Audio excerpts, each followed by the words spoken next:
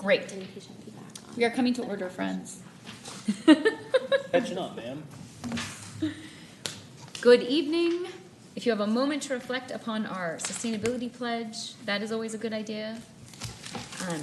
We're going to zip through these first couple items on the agenda. One is the approval of our agenda. Does anyone have anything to add or subtract or otherwise mitigate on our agenda? Did you want an update? It might be on here and I'm not seeing it. There Did are you a few, want yeah. An update on like the Buffalo Bill Days stuff? Yes, Okay. and I think there are a few things that are going to come up under staff and board updates that aren't Perfect time. specifically called here. I have Okay. some extra noted too. Okay. So I think Cool. we'll Put it in probably there. expand that. And I think Steve just walked in with another one that's not listed, so we're gonna, Great. Then I move approval of the agenda. I second. awesome. How about minutes? Did everybody read these minutes from our last meeting? Jordan was not there, so he cannot move for acceptance of these minutes. I gotta step back from this. So that's really gonna tax the rest of us to kind of think about that motion. No, I'm down here just for my You're here for your name tag, no chocolate. Uh-huh. Uh-huh. Help yourself. We should scoot some down there, for sure. Okay, do we have a motion on these minutes? I make a motion to approve the minutes from last meeting. Okay. Approved, awesome. Thank you. Megan, for the public, do you mind running down a roll call for us real quick? Thanks. Here. Here. Here. Did we hear anything from him? Do we know where he is? Okay, absent. Bill? Yep. And Jordan? Here. And Tanya? Tanya? He's also absent. Sorry. Cool. We're going to move to public comment. We have a member of the public here, a commenter. This person also sent us ahead of time a memo that was sent yesterday. I hope everybody had a chance to at least look through it a little bit. I'm sure that it will be elucidated upon. Would you like to come up? Sure. Cool. Yeah, I guess I'll post the formality. Oh yeah, we need you on the mics. It is a packed house. You got to get the back of your head on the Well, camera. there might be people listening in, you never know. Oh, that's true. Oh Yeah, yes. Okay. Oh, so- we have a serious podcast fan base here. That's great. So yeah, we need your audio. I'm gonna have myself some water if that's okay. Absolutely. Thank you very much. Well, yeah, thank you for Sure. letting me comment here. My name is Jeremy Nichols. I live here in Golden. I do work with an environmental advocacy group that deals a lot with air quality issues, so I'm very familiar with the details behind all this. But I'm here personally because it's an issue that impacts me and I'm greatly concerned about.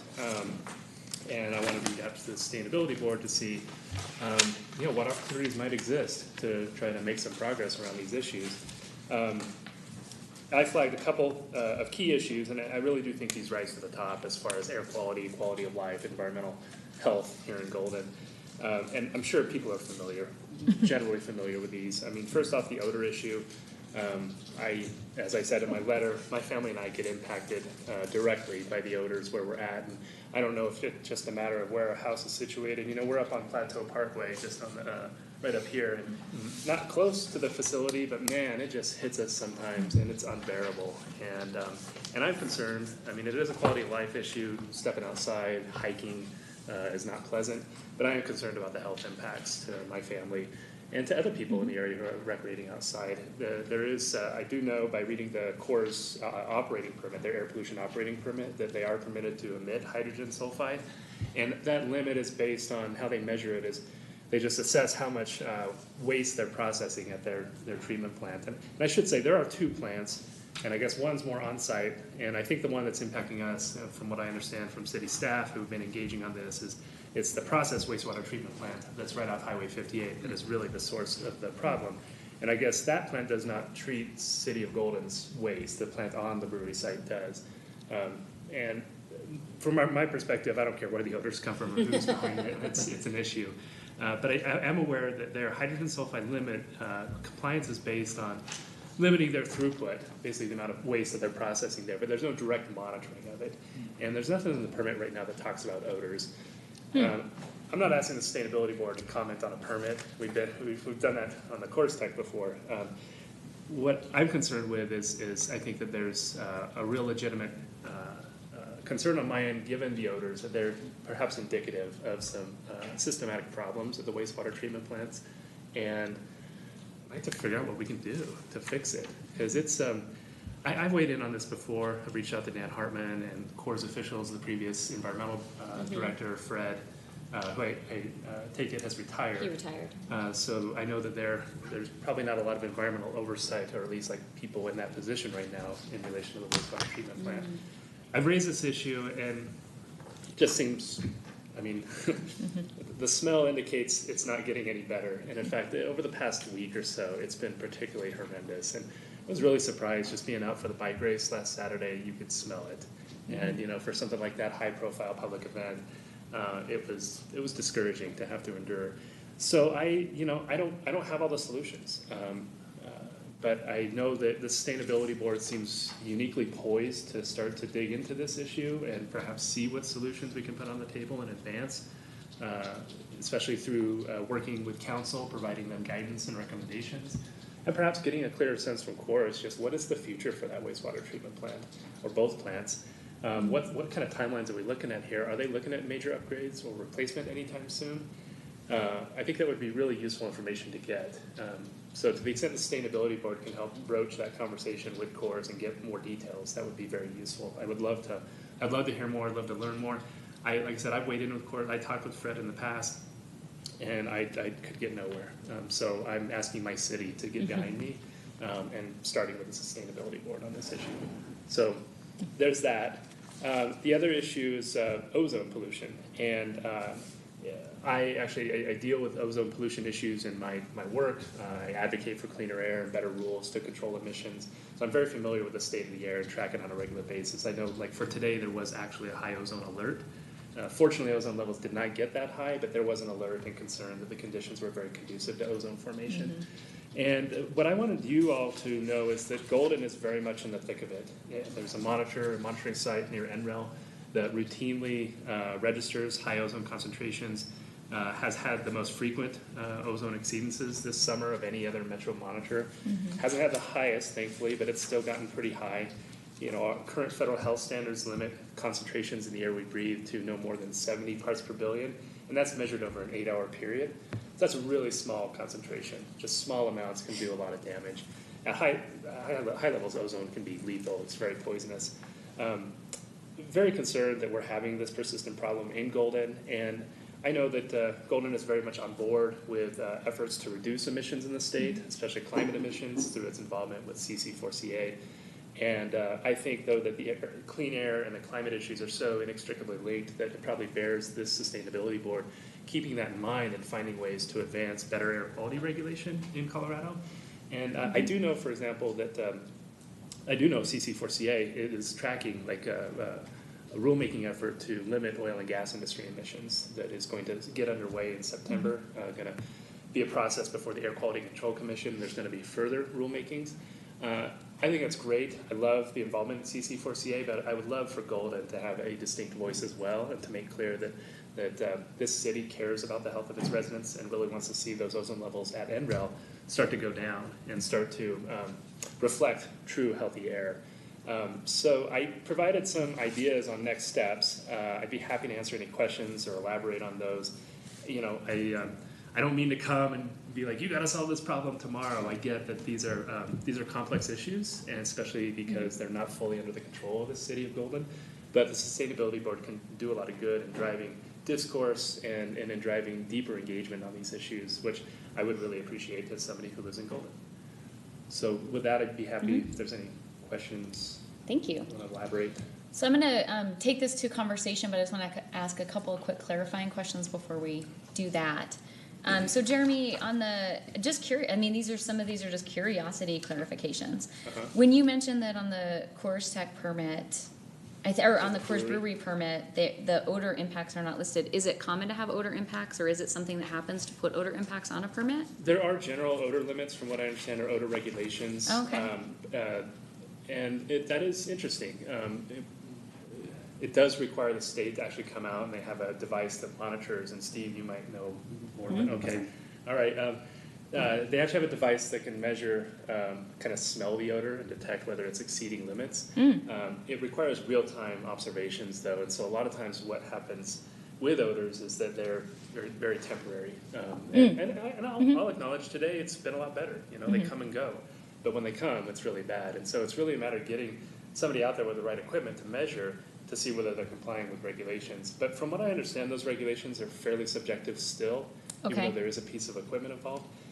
One thing I didn't put in here that has since come to mind is perhaps reaching out to Jeffco Health on that specific issue, because I do know that they field odor complaints in many situations, and perhaps it would bear a check-in with them. Just so you all know, I did register a complaint with Jeffco Health around the odors last Saturday. I haven't heard back yet. I was going to follow up with them. I don't know what their level of interest and engagement might ultimately be. Okay, cool. Just another couple quick things. So on the ozone issue, where you talk about there's no single source or solution, is Coors Tech, because you've been here to talk to us before about their permit, and it sounds like they're still not in compliance, is Coors Tech a contributor to this ozone issue, or is it mostly coming in from the Will County direction that we're getting those high numbers? Well, Coors Tech and the Coors breweries, their pollution does contribute to the overall Okay. issue. Now, can we say that emissions from Coors Tech actually made the high ozone at NREL? That's really difficult to Okay. determine. It takes some complex modeling. Okay. And a lot of times with ozone, because it's so many sources contribute, it's a lot of times you have to pin it down to sectors. Okay. That's like with oil and gas. Like we know oil and gas is a big contributor. Could I say one single well site is a big contributor? It's really hard to do. But yes, the state will be scrutinizing emissions at both Coors Tech and the Coors Brewery Okay. because the EPA has actually made a determination that we've failed to comply with health standards. And that's triggering a requirement for the state to undertake a very rigorous effort to adopt new rules for oil and gas, but also for other big sources of air pollution. Okay. So it's worth keeping track just to see how the brewery and Coors Tech are dealt with through that planning process. Okay. Because I think any big source of air pollution, you want to make sure it's controlled to a T. And if there's an opportunity to get better upgrades, replace emission units, then I think it's good to advocate for that through this process. Yeah, absolutely. Okay, does anyone else have other clarifying questions before we discuss further with Jeremy? I had one. Okay. Oh, sorry, go ahead. Okay. So you're quite certain that the odors, the recent odors at least, are from the plant that only treats Coors waste rather than treating both Coors and the cities? That's so city staff posted a question on Guiding Golden, and there was a kind of a flurry on Nextdoor, which I know, as happens. Pros and on cons, this. yeah. Yeah, and Casey Brown weighed in and said, hey, there's a post on Guiding Golden, and folks should look at that and engage there so that city staff can see what's going on. And the staff post said that the odors that we smell are primarily from that processed wastewater treatment plant. So the one on It's the 58. one that you see off of 58? Yeah, just to the north of the Just highway. to the north? Uh-huh, Okay. yeah. Is that in the city limits? I know there's the No. flagpole, but so it's outside? Okay, all right. That's that one. Let me just ask one on the ozone too, and that is, I don't know how ozone disperses and all that, but NREL in some respects isn't a perfect indicator of where most people in Golden live, and it would be, I'll just make a comment, it would be nice if we could also measure that on the Mines campus. They've no doubt got the technical wherewithal to do that. I think it's part of a state monitoring situation. Who runs those monitors? It varies, but that's a Oh. really good question, because I Okay. do recall there being a mines monitor at one point that I think was on near the M. But I'm not, I'll get back with you on that. Okay. Because I'm pretty sure they gathered some data there. I do know that when they place ozone monitors in the metro area, they do purposely try to find the areas that might have the highest levels. Because what you want to do is you want to be able to assess the problem at its worst. And so you don't want, like a lot of times they're not where people live per se. And in part that's also because you don't want interference from like urban activity. So there's a monitor actually at Rocky North, they call it Rocky Flats North. It's technically, it's not publicly accessible. And it is on what's considered the refuge now. And it's out in the middle of Rocky Flats. But that's an indicator of regional air quality. So they kind of take that approach. They do the best to set up these monitors. And from what I understand, they can be pretty costly to monitor or to maintain. So they don't have a ton of them, but there's enough to give them a good sense of what's going on in the air that we all breathe. I gotcha. Is the monitor that's at NREL part of the state's monitoring, or is it a private? I believe the Or state operates that one. Okay. Sometimes other agencies will operate them, so maybe county health agencies or the federal government. I know there's a lot of monitors on the western slope that the Bureau of Land Management they maintain, but usually it's a government entity that's tracking the ozone. So the technology that they're using to monitor at NREL would be the same as, so the numbers that you're getting that are higher there, or not necessarily higher, but more frequent there, are real numbers as they would be measured in Denver or Rocky Flats North or any other places. And I guess the question is, why NREL? You know, you think of prevailing winds as going kind of west to east, and we're on the west end of town, or NREL's on the west end of town. I just can't figure, and I wonder what your insights are to why it might be high there. Yeah, and so it might be, worth inviting somebody from the state to elaborate further on that. But in my years of doing this work, the way it's been boiled down for me is that what happens is a lot of emissions are released in the city and in Weld County, oil and gas in Weld County, urban emissions in the Denver metro area. And the prevailing, if the emissions are released, the sunlight reacts with it, because ozone forms when these pollutants react with sunlight. And then the winds do tend to blow it up against the foothills. And a lot of times it's the upslope winds as things get hot, the air starts to rise. And interestingly, the monitors that are in the foothills usually record the highest ozone values. There's a monitor in downtown Denver that has this year recorded some exceedances, but usually it doesn't record any. It really has low levels a lot of times because it lifts up and out of the city. So it's interesting that the western suburbs actually get hit the worst because of this ozone. And even the Weld County emissions have a tendency, it's interesting, Chatfield has had some of the highest readings this year. And with the way it's been boiled down to me is that the emissions basically blow up the Platte River Valley. That's the low-lying area, and they blow up, they follow the river course, and that's why Chatfield is kind of in that path, essentially. Yeah. So it's, we're in this together, basically. Weld County and Golden and Denver. It's an interesting problem. Did you have another question, Yes, Susie? my main clarification was around just the health issues of the odor. So I know you said the smells from the hydrogen sulfide. Have there been studies on the health impact in the Golden area specifically related to the odor that we're smelling? Not that I know of. Okay. No, and my concern is that, there's some of the acute effects of like persistent low levels of hydrogen sulfide. It's things like fatigue, getting a frequent sore throat. Things, Immune repercussion. yeah, things that people might chalk up to just, oh, well, I'll get over it at some point, and maybe not make that connection. I can't say I've experienced those symptoms, but I don't know. And I worry, like in my kids, could that be happening too? I would love to see a study, but I'd also love to just see like a better, more efficient and effective water treatment plant. It does seem crazy in this day of age. I know we're processing waste, and I know it's not a clean process inherently, but it does seem like I have not seen improvements. I've been weighing in for 10 years, and just nothing's changed. It just seems like, okay, we're in the 21st century. Let's find a way to modernize here. There are more modern systems to Yeah. process waste. Yeah, So that's what I'm aware of. I wish I don't.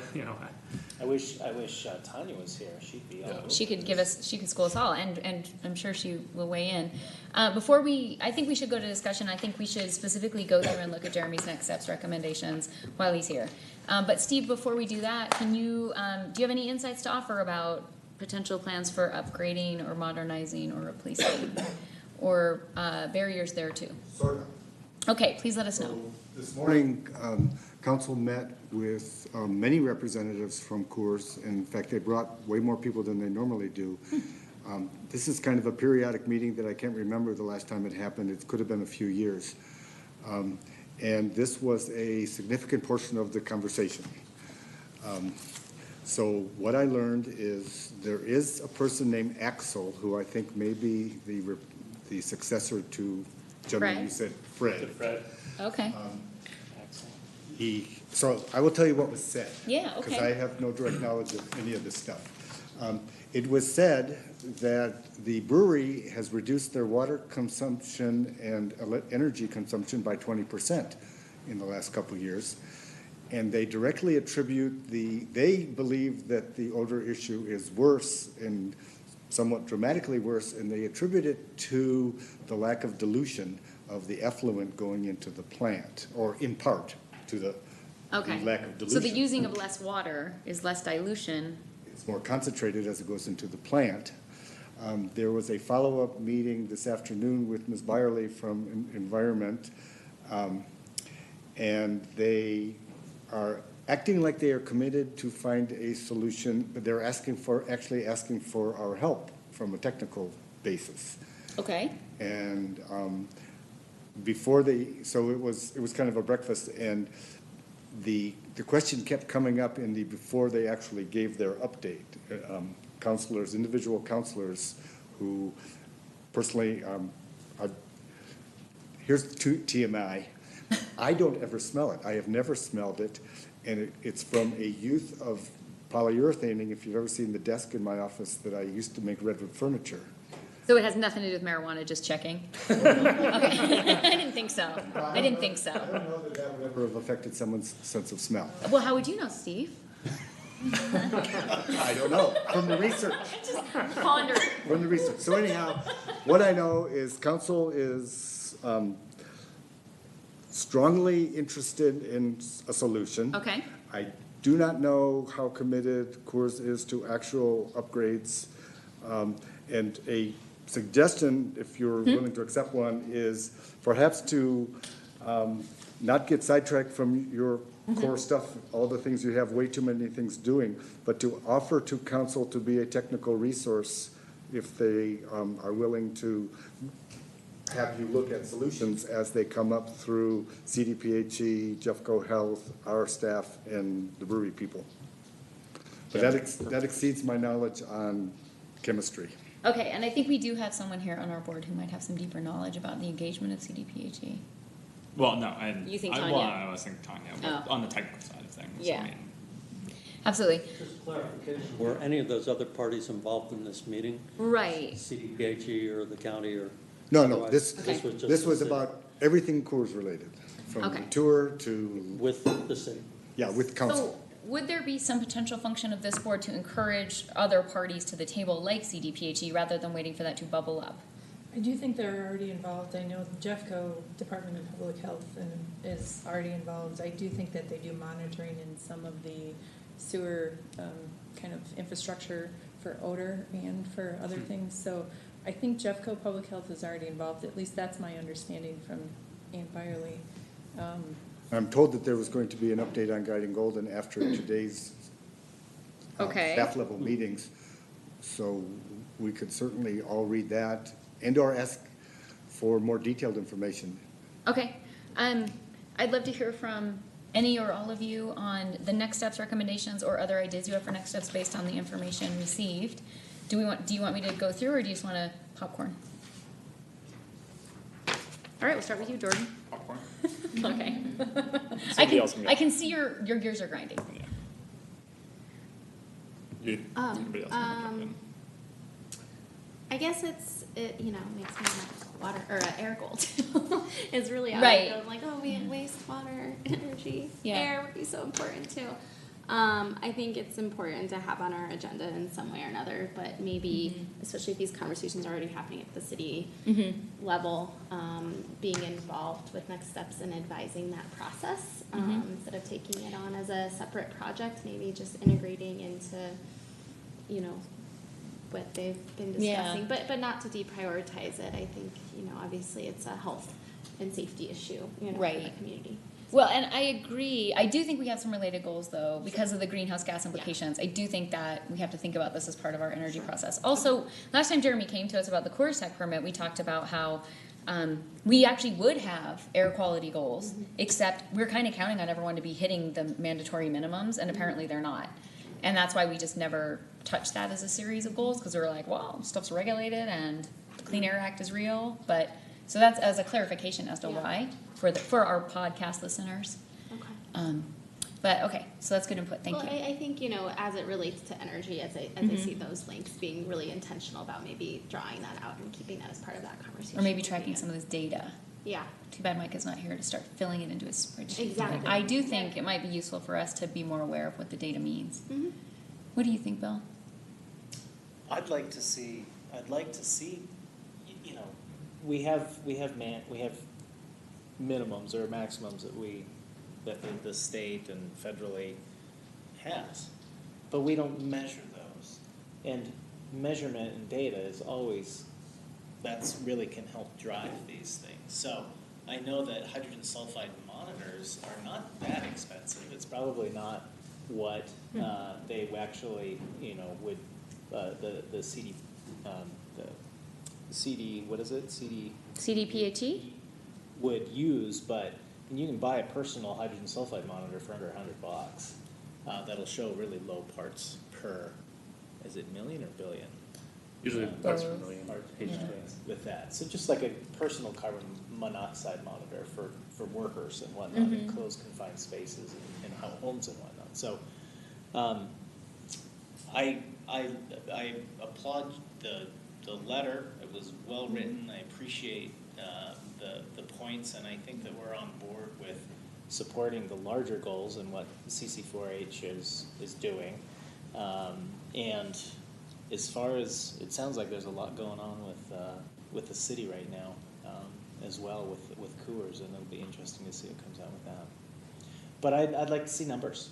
I want to see real numbers. And Okay. it sounds like maybe Jefferson County has something. I think Jeremy does. I don't know, but Okay. you're exactly right, and I didn't put that in here, but yes, I think H2S should really be the focus, hydrogen sulfide, and there Yeah. are, easy ways to go monitor that, and perhaps it's a matter of the county or the city making available monitors that people can have for a few weeks, and when it gets bad, they can go out and take a reading and maintain a log. Yeah. Just start to provide, some baseline data for people to go off of. I'm curious to know what the concentrations are. Yeah. Yeah. And I think if we have some of that, we should be tracking it with our energy Yeah. goals. It It'd doesn't be hurt. cool to do some citizen science work with that, that Uh-huh. could even be a great project with School of Mines or Yeah. students at the high school. Yeah. Doing some of that citizen science monitoring. Did you have something you want to add, Ken? I think just qualitatively on the odor issue, it's a bit of a black mark that's long overdue to be addressed. I bike occasionally on the bike path that goes out that way, and it's gross. And it could be an embarrassment if it were an event like the bike race where, Stinky Golden is the headline or whatever. But I do really, I want to hear what Tanya's perspective is, because she probably knows more than all of us combined on the topic. And if it's a solvable problem, we ought to figure out how we can do our part without making it our primary project, to be a part of that. On the ozone, I guess I just want to acknowledge that, it's drilling for oil and gas in Weld County, and it's each one of us driving our car around the metro area. So we are part of the problem, and I think it, when we have information that's useful, we should convey that via the Informer or via even the city's website, saying that, this is a high pollution day, don't drive. And make the point that it is not a downtown Denver problem, that it's we're particularly subject to that here in the foothills, and welcome to suburbia. So kind of piggybacking off of that, I mean, the work that CC4CA is doing in their involvement is great, but it's also like how we operate. It's a consensus model amongst many other communities, in particular when you're talking about oil and gas regulations in that industry. There can be some different perspectives, and so it might not be as strong of a voice as perhaps the city would want to take on some of these issues. So we should keep that in mind. If if we want to be very proactive on some of these things, it can also be important for us to have our own voice in addition to organizations like CC4CA, because there are unique circumstances for us, such as being up against the mountains, and this is something that I've learned out of this process, is that yes, it actually can be worse against the foothills, but I bet if you polled everybody that lives along the foothills, they would have that same thought of, well, prevailing winds come, from the west, and so isn't it blowing all that pollution to the east, and shouldn't we have better air quality on the west side?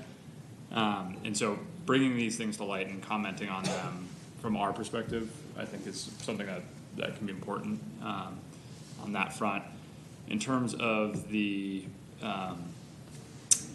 odor issue and the waste treatment plant, I think it's something where, again, I think the city can continue to take the lead, but perhaps we, because there was these conversations today and we're meeting tonight, that we have staff kind of convey to the council that this is something that we are concerned about, and we do want to continue to monitor the progress on this, and we support these efforts, and we're here to help.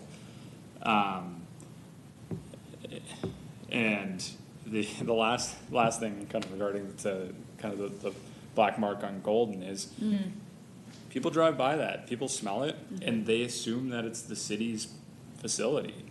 And I think it does look really bad for the city, and people don't say, oh yeah, that's clearly Coors so no across big the deal. street, that's theirs, and we should all go picket Coors to fix this problem. People think it's the city, and so we have to, I think, be more proactive because of that as well. One thing that I've been thinking about a lot, but I haven't, it didn't seem relevant till now, but it's the question of, Golden has 2 power plants in its city limits. I mean, well, the Coors is not technically within the city limits, but it's basically on Ford Street and 13th. And then the School of Mines. There's no other municipality that I can think of around here that has a power plant that's turning coal or natural gas into electricity within its city limits. But that's what Mines does for their entire campus, and that's what Coors does for the entire facility. You don't see smoke, but it's coming out of there 24/7 if you look at it. So they've got a large stack, and Mines has a large power plant, and it's within city limits. And I wonder if Golden's air quality isn't adversely affected because of that. And in fact, how couldn't it be? And it's not visible because they've cleaned it up as far as the visual impact. The visual impact and the carbons and whatnot, but as far as VOCs and other emittance, I wonder if Golden's much worse than we even realize because of those power plants. I have a feeling Jeremy might have some insights on that. That's my question too. Yeah. 'Cause I do know that the brewery converted or stopped burning coal last year. They still have coal trucks out there though. They Maybe just, not. so Fred, before he retired, said they stopped in May of 2017, I Okay. believe. Converted to natural gas. Well, it was capable of burning natural gas, they just stopped burning the coal. Oh. They actually did just get a permit revision from the state that explicitly says they can't burn coal anymore. Okay. So that was great that they did that. But they do burn a lot of gas there, and it's a sizable plant, it's about 43 megawatts in total. There's 5 boilers, I think, that operate, or 5 units there that generate electricity.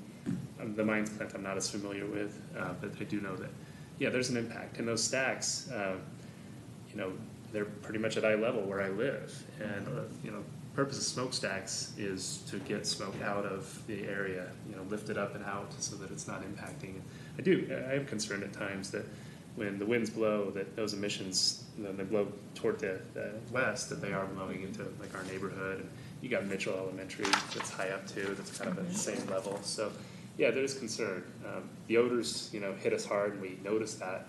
And a lot of those stack emissions, you don't really notice. You said 43 megawatts? Yeah. Cool. I'd be happy to send more information on that, because I've been tracking their permit. It's overdue for being updated. So we're tracking that, because I think once the state actually moves to update that permit, it's supposed to do it every 5 years. Thanks, Steve. That it could be a useful point of engagement Yeah. to push for better monitoring, and especially ambient air monitoring. Absolutely. and a longer term conversation we've had for a while is about air quality modeling, here in Golden as well. And that seems like some of that would come up in a modeling process.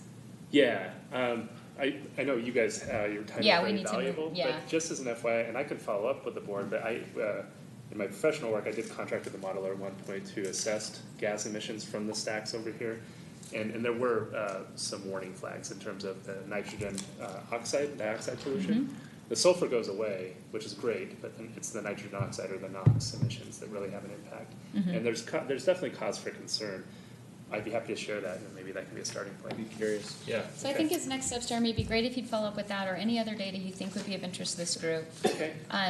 I wanted to say, I think that we should be proactive in communicating back this board's interest in whatever the process is. Because if there is, if the thing starts to flag, we would like to have an opportunity to probably suggest some more involvement by CDPHE or something else, some other entities. Also, Jeremy, I can't help noticing this mention of the Regional Air Quality Council and the mention of potentially a Golden resident who could be a delegate. And I was wondering if you meant to write your name there? Or No. if you had anyone in mind, because that does seem like that might be a benefit given our high ozone and et cetera. Do you have other thoughts about who might be a good representative? I just wanted to open that up to suggest that because that's relatively new. The governor issued a new executive order last week, so I think they were in the mode of trying to line up new council members. I would not participate because our group is involved in air rulemakings frequently, and so Cases before that it body. would be awkward. So, Okay. but if somebody from Golden were interested, especially somebody from the board, maybe a city councilor, it would be worth engaging the governor's office. And there's a director of the Office of Boards and Commissions that would be the right contact there. And I can send that information. Will you send that along. contact? Yeah, I'll send Any that. other info? Great. Thank you. Thank you for coming. Thank you for engaging with us. Yeah, no, thank you so much. Yeah. I really appreciate it. Thanks for No, taking me out. I'm sure We we will all really go do home appreciate and it. pull up Guiding And- Golden to yeah, see what like- the comments are. I'm curious to know. Yeah, I think in general, just as citizens, we can all agree that that calling the hotline is not solving the problem. Thank you. So we are going to dive into this agenda here. Just as a side note, I think if any of us had to imagine the ring on Megan's phone, it would be so joyful as it was. That was awesome. I hadn't thought about it before. Okay, we're looking at our 2019 work plan and our meeting calendar. These are things that we discussed at our last meeting and we reviewed, and then Teresa, put them together for us to take another look at based on our comments. And I did have some feedback on it, but I'm wondering if others had some thoughts as well. Having reviewed these documents, I'm sure in detail before sitting down here to eat chocolate. Okay, so people are furiously reviewing. All right, I'm gonna. Can we put this up on the screens possibly, or do I need to grab? Megan, some is that paper? something we can do? No, I haven't noticed yet. Because the prevailing winds are going that way. Upslope. Cool, thank you. Zoom it in. Nice, thanks. They're laughing because I came from work and I haven't showered yet, so we're talking about the odors and You don't scare us, Bill. winds. I don't scare you, but I Gas might emissions. How big, how big? paralyze. That looks readable to me. Thank you. So you did a great job on this. Thank you very much for squeezing this into all the many, many meetings you've been having. You already got my one bit of feedback, or I guess I had a couple, but one was I was a little confused about where in this schematic lies the still unfinished work of the energy code consultant hire and coordinating with our building department, because I feel that's still very open-ended. Is that part of update building codes, or is that part of energy advisor? I feel like we should have that in there somewhere. I mean, it kind of falls under both, so we should Okay. just put it in. Just one. put some kind of language in there, okay. Yeah. Cool, so maybe we'll add that to update building codes and mark it for fall review or for continued work. Sure. Instead of complete, okay, cool. And then I had some other stuff on the agendas, but do others have comments now that you've had a little gander? Do you want to go through it line by line again? Yeah, I mean, I was kind of hoping not to, but if you feel like you're not familiar with it, No, I don't think we need, I don't think we need to. We did last time, and I know that on the agenda for tonight is to talk about that RFP for the energy code. Exactly. Yeah, that's definitely going to be on our plate. there are a few things maybe we would pay some special attention to. Low waste events, it has meeting ETA. So if you're on the low waste events group, that might be worth noting. Mm-hmm. And I think we had that list right here. Where is that list? Who's on which? Can Oh. you, Stacy? It's on, it's right up. There it is. Yeah. Okay, so that looks like it's teeing up. And same with low density sustainability menu. We have that on our agenda in a couple places. So we have that moving along. And the rest of these look good. I mean, they have homes on our agenda, except for sustainability in all actions. Seems to be the other homeless one. And I think as a board, we keep getting stuck on that because we look at it, oh, there's a couple. But we keep saying, well, to roll out that program internally, we need to have the dashboard working, but the dashboard is never working, and it's not on the intranet, and so city staff don't have access to it, and so it kind of goes in a circle. And I think an update on that is coming in staff and board updates too, so maybe that'll help us figure, or do you just want to give us an update now, or what are your thoughts on next steps for sustainability in all actions? Well, I mean, you've got kind of several things with sustainability. I mean, if we're talking about just internal policies in general, so it's energy monitoring, it's, adding the organics collection to city operations. It's probably the policy on new buildings and existing buildings with baseline things. So it's a couple of different things, and maybe it's just assembling all of these recommendations and asking for some action, sending it to Jason, and Okay. trying to get a kind of an ETA on when some of that could be rolled out or supported as a rollout. Okay, I think that's a good idea to have on a near-term agenda here. What do you guys think? Cool. Yeah, I have those. And I did have a few things on some of the, we are very ambitious, I know. Which I think is good. And I had a whole clean, here we go. I have a whole clean copy. I had on here, so I think we should add sustainability in all actions roundtable to an upcoming agenda. And it looks like it might have room in October. Does that sound good to everyone? Okay, so let's plan on that.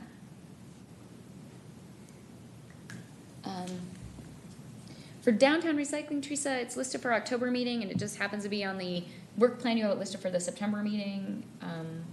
I don't know if that matters much. Obviously, our September meeting is already quite full, Yeah. so maybe we'll keep it there in October. It's fine. I don't know that we've got anything to move forward with that. I think we're hoping that we might after our event. Okay. I don't know, that's what the work plan says. Okay. Okay, so let's leave that there in October for now. Okay. Also, I wondered, I know the strategic plan draft is here for December. Should we be looking at that earlier in the year? Are we concerned at all about timeline for getting that? I think you can look at it straight away after the October 9th event. Okay, good. So, because it's half written now with all of the projects that people have suggested, and all you really need to do is prioritize them and finalize that, put it into a document and take a look. Okay, so I did add that to the October agenda because I was thinking that same Oh, thing. but after the October meeting, so you're looking 23 October? at, yeah, Yeah, okay, right. because it'll be after. Good. Cool. And then the only other thing that I saw was outstanding, and it may just be a bit much for this year, I'm curious to hear thoughts, was this concept about whether we wanted to consider a climate change and resiliency task force or set of strategies and agendas, or if we want to think about that more in the 2020 strategic planning process. And it keeps coming up, and it is still in the 2019 work plan, and it just feels, again, a little bit homeless. What are your thoughts, folks?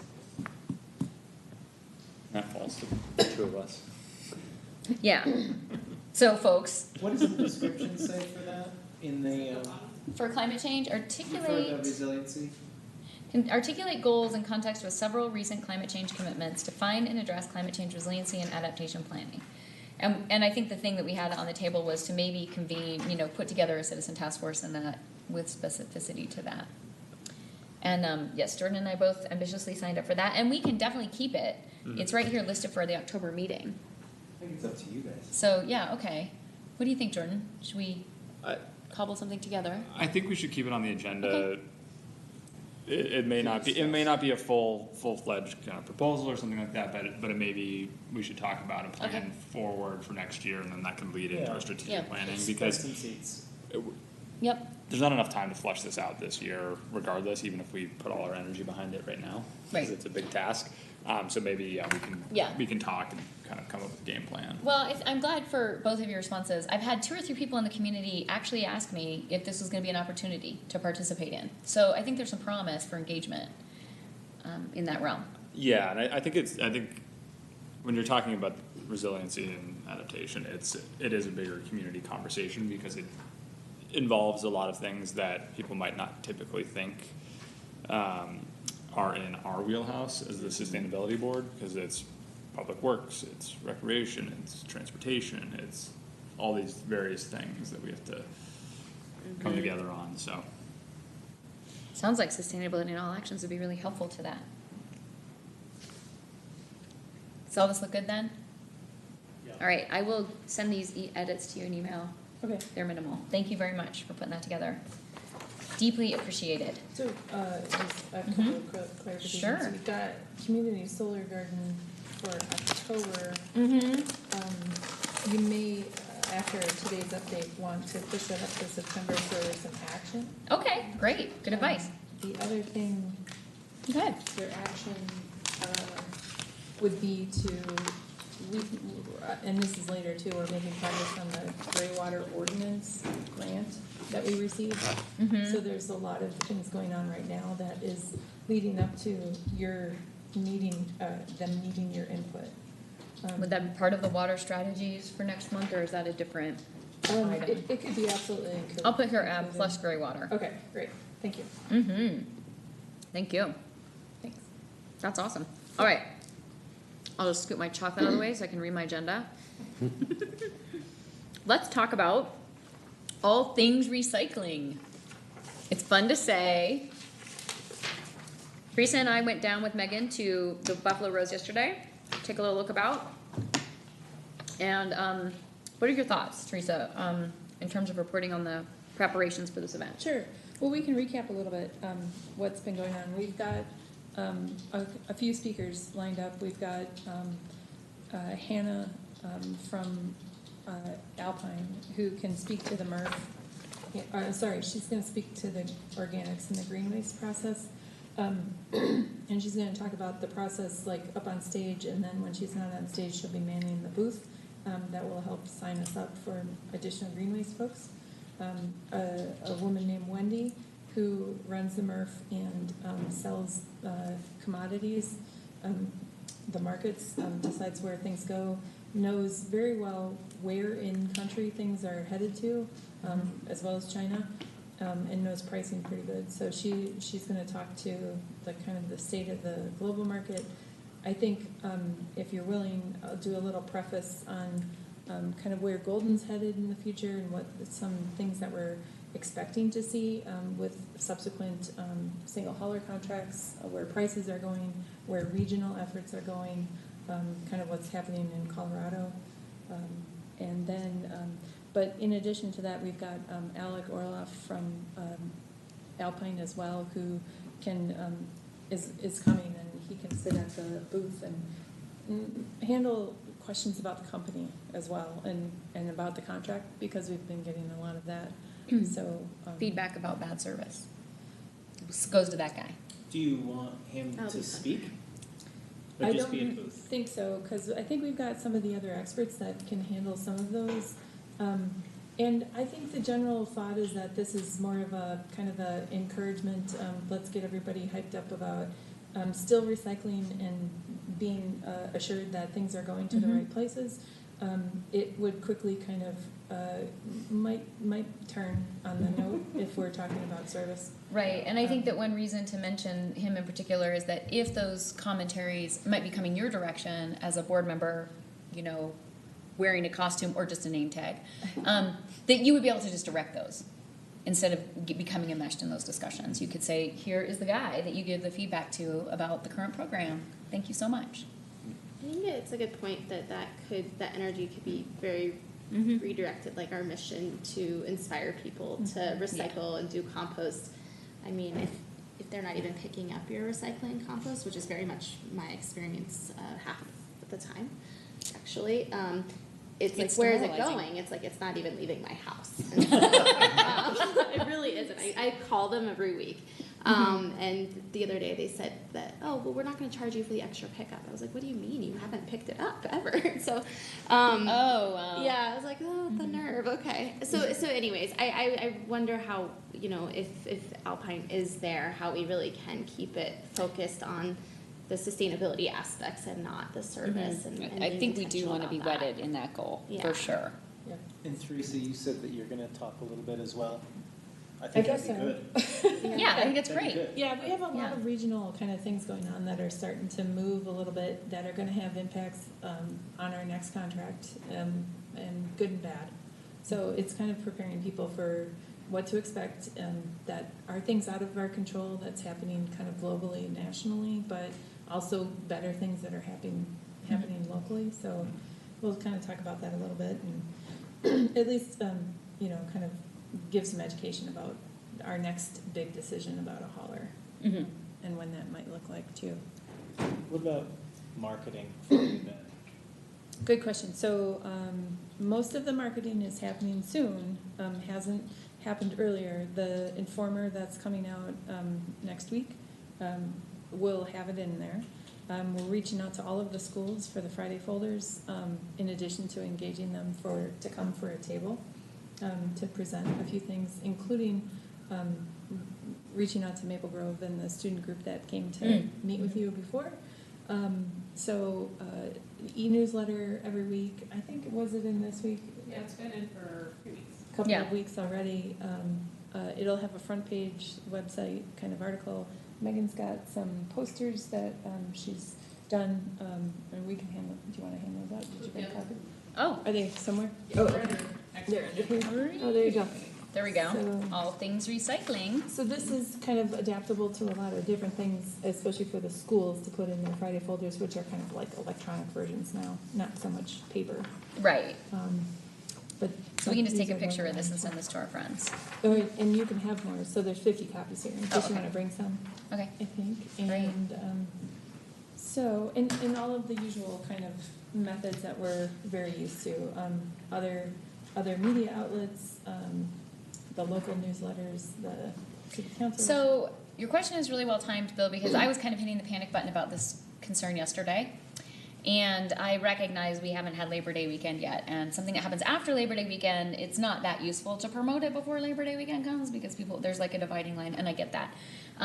But there was a conversation about, can't we please do a postcard on this event because I would really like to fill the Buffalo Rose.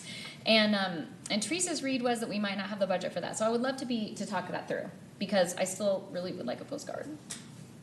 What's our capacity at the Buffalo Rose? Like, what would be a full Oh. house? 500? More than you can fill. Yeah. Yeah, there's no problem.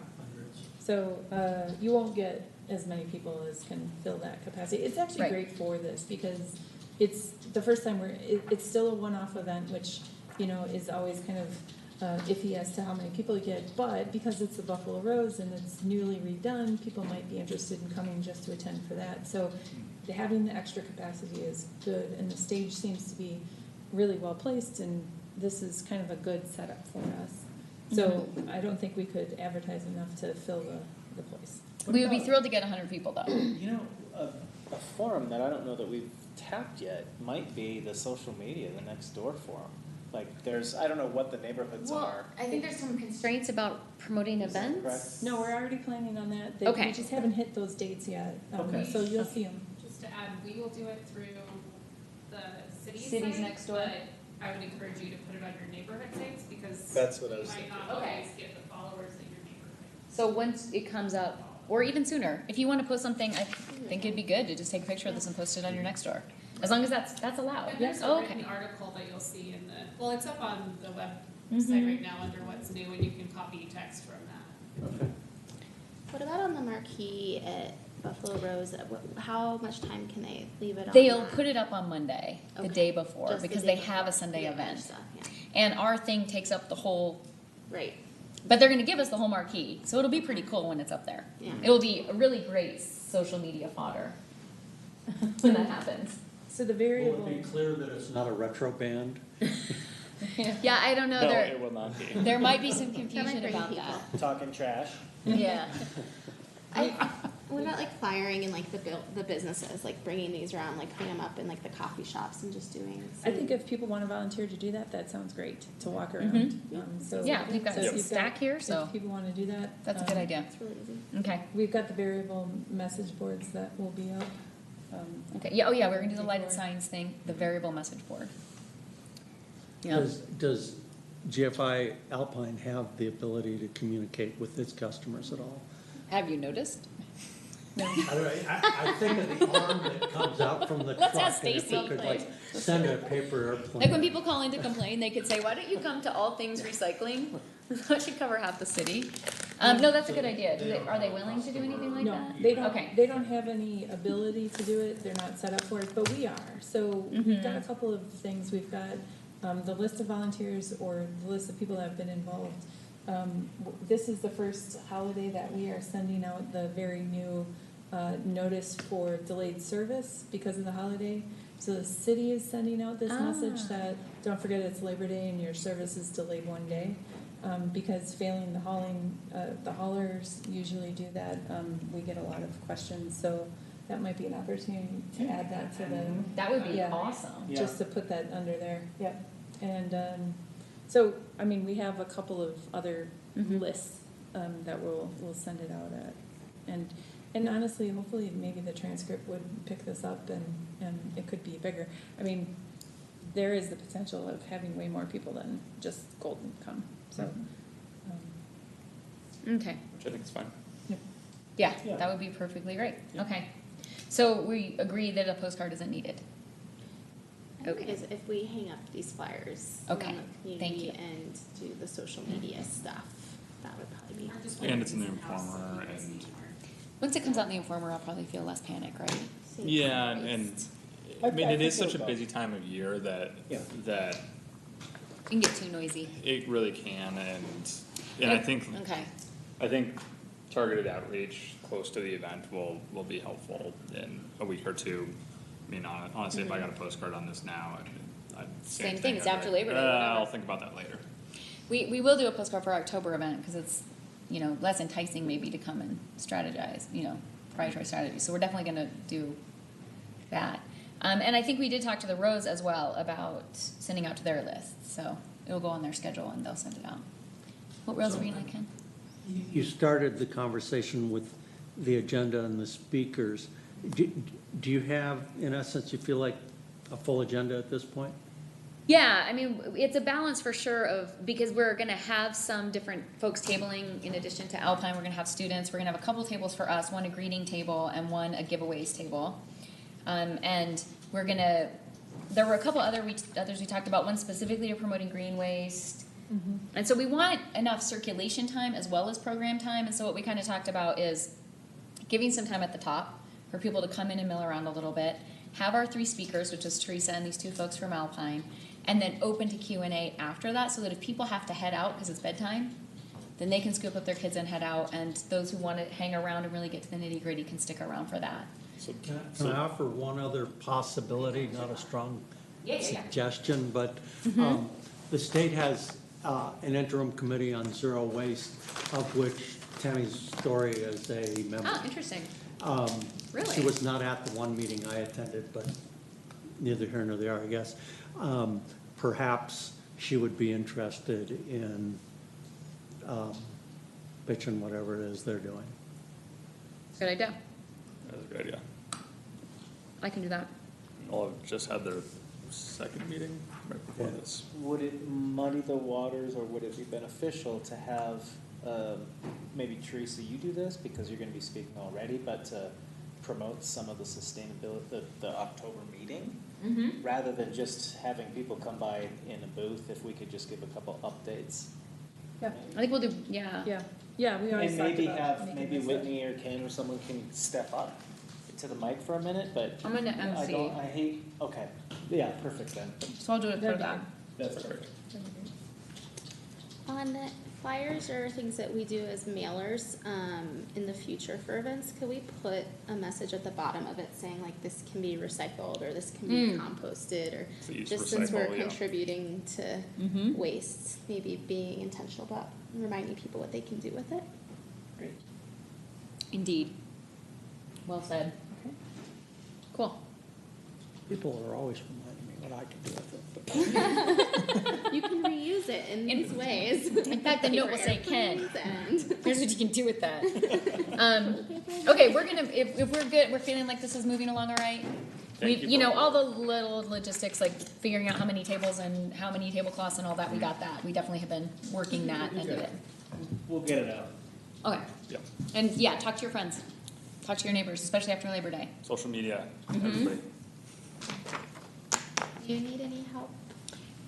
That would be great.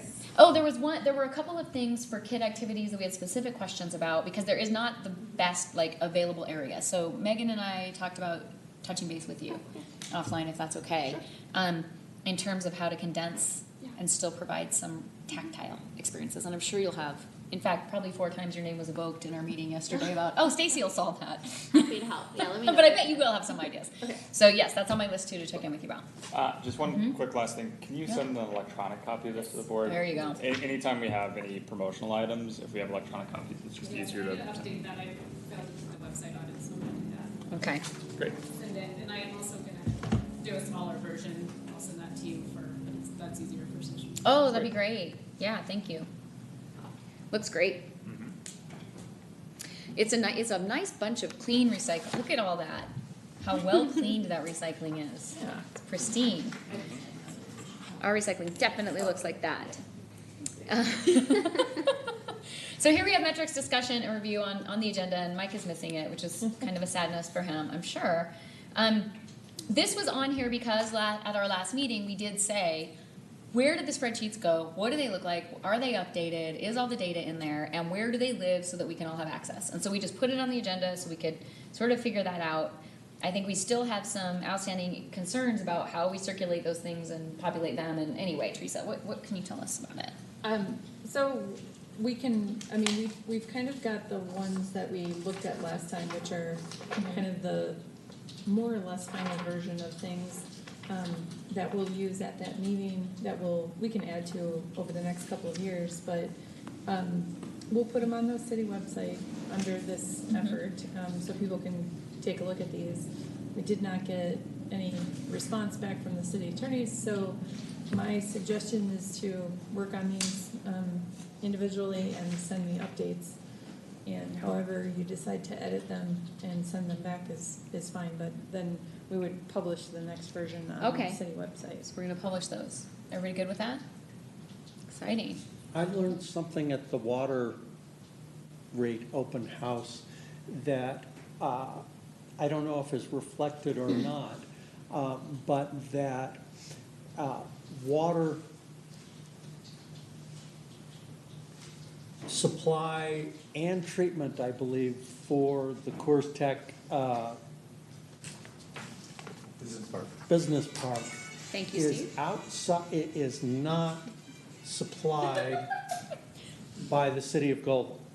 There are many areas, well, not many, there are some Okay. areas that So- are not served by us.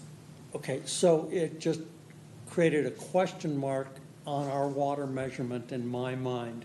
Is our measurement of water as provided by the city of Golden in a geographic area that doesn't exactly match the city's boundaries? Yes, we do not include water consumption by Table Mountain Water District, North Table Mountain, or Consolidated Mutual. The other areas that would be on our edges that serve parts of Incorporated Golden. So would that in effect be a footnote somewhere in our? Yeah. I mean, maybe it's there and I Yeah. just picked it up. Yes. Cool.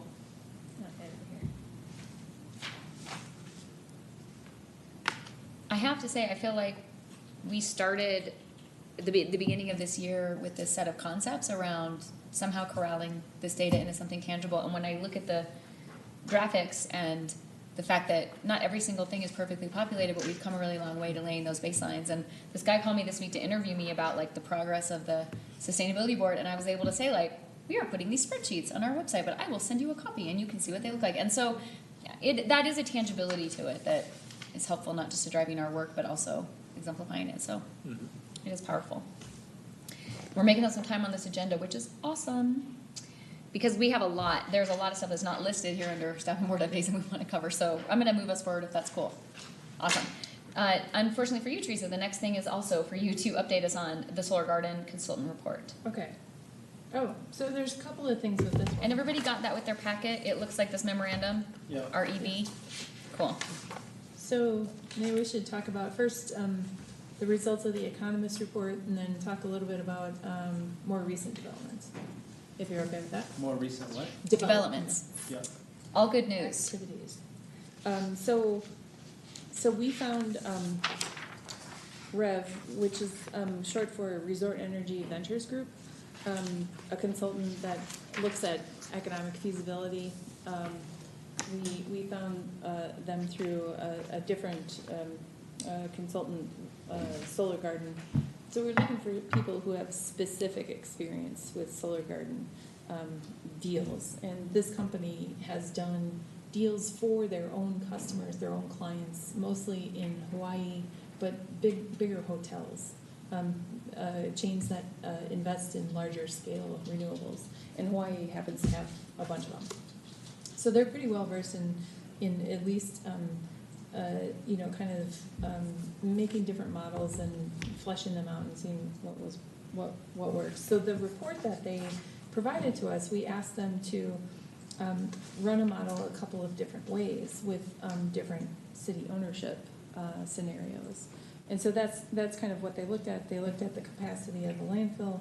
They looked at feasibility of production. So given the landfill cap and that it's a ballasted system, and it would then predicate a fixed access tracking, or not tracking, a static system because of the weight and what that looked like and spacing, and given the county's concerns.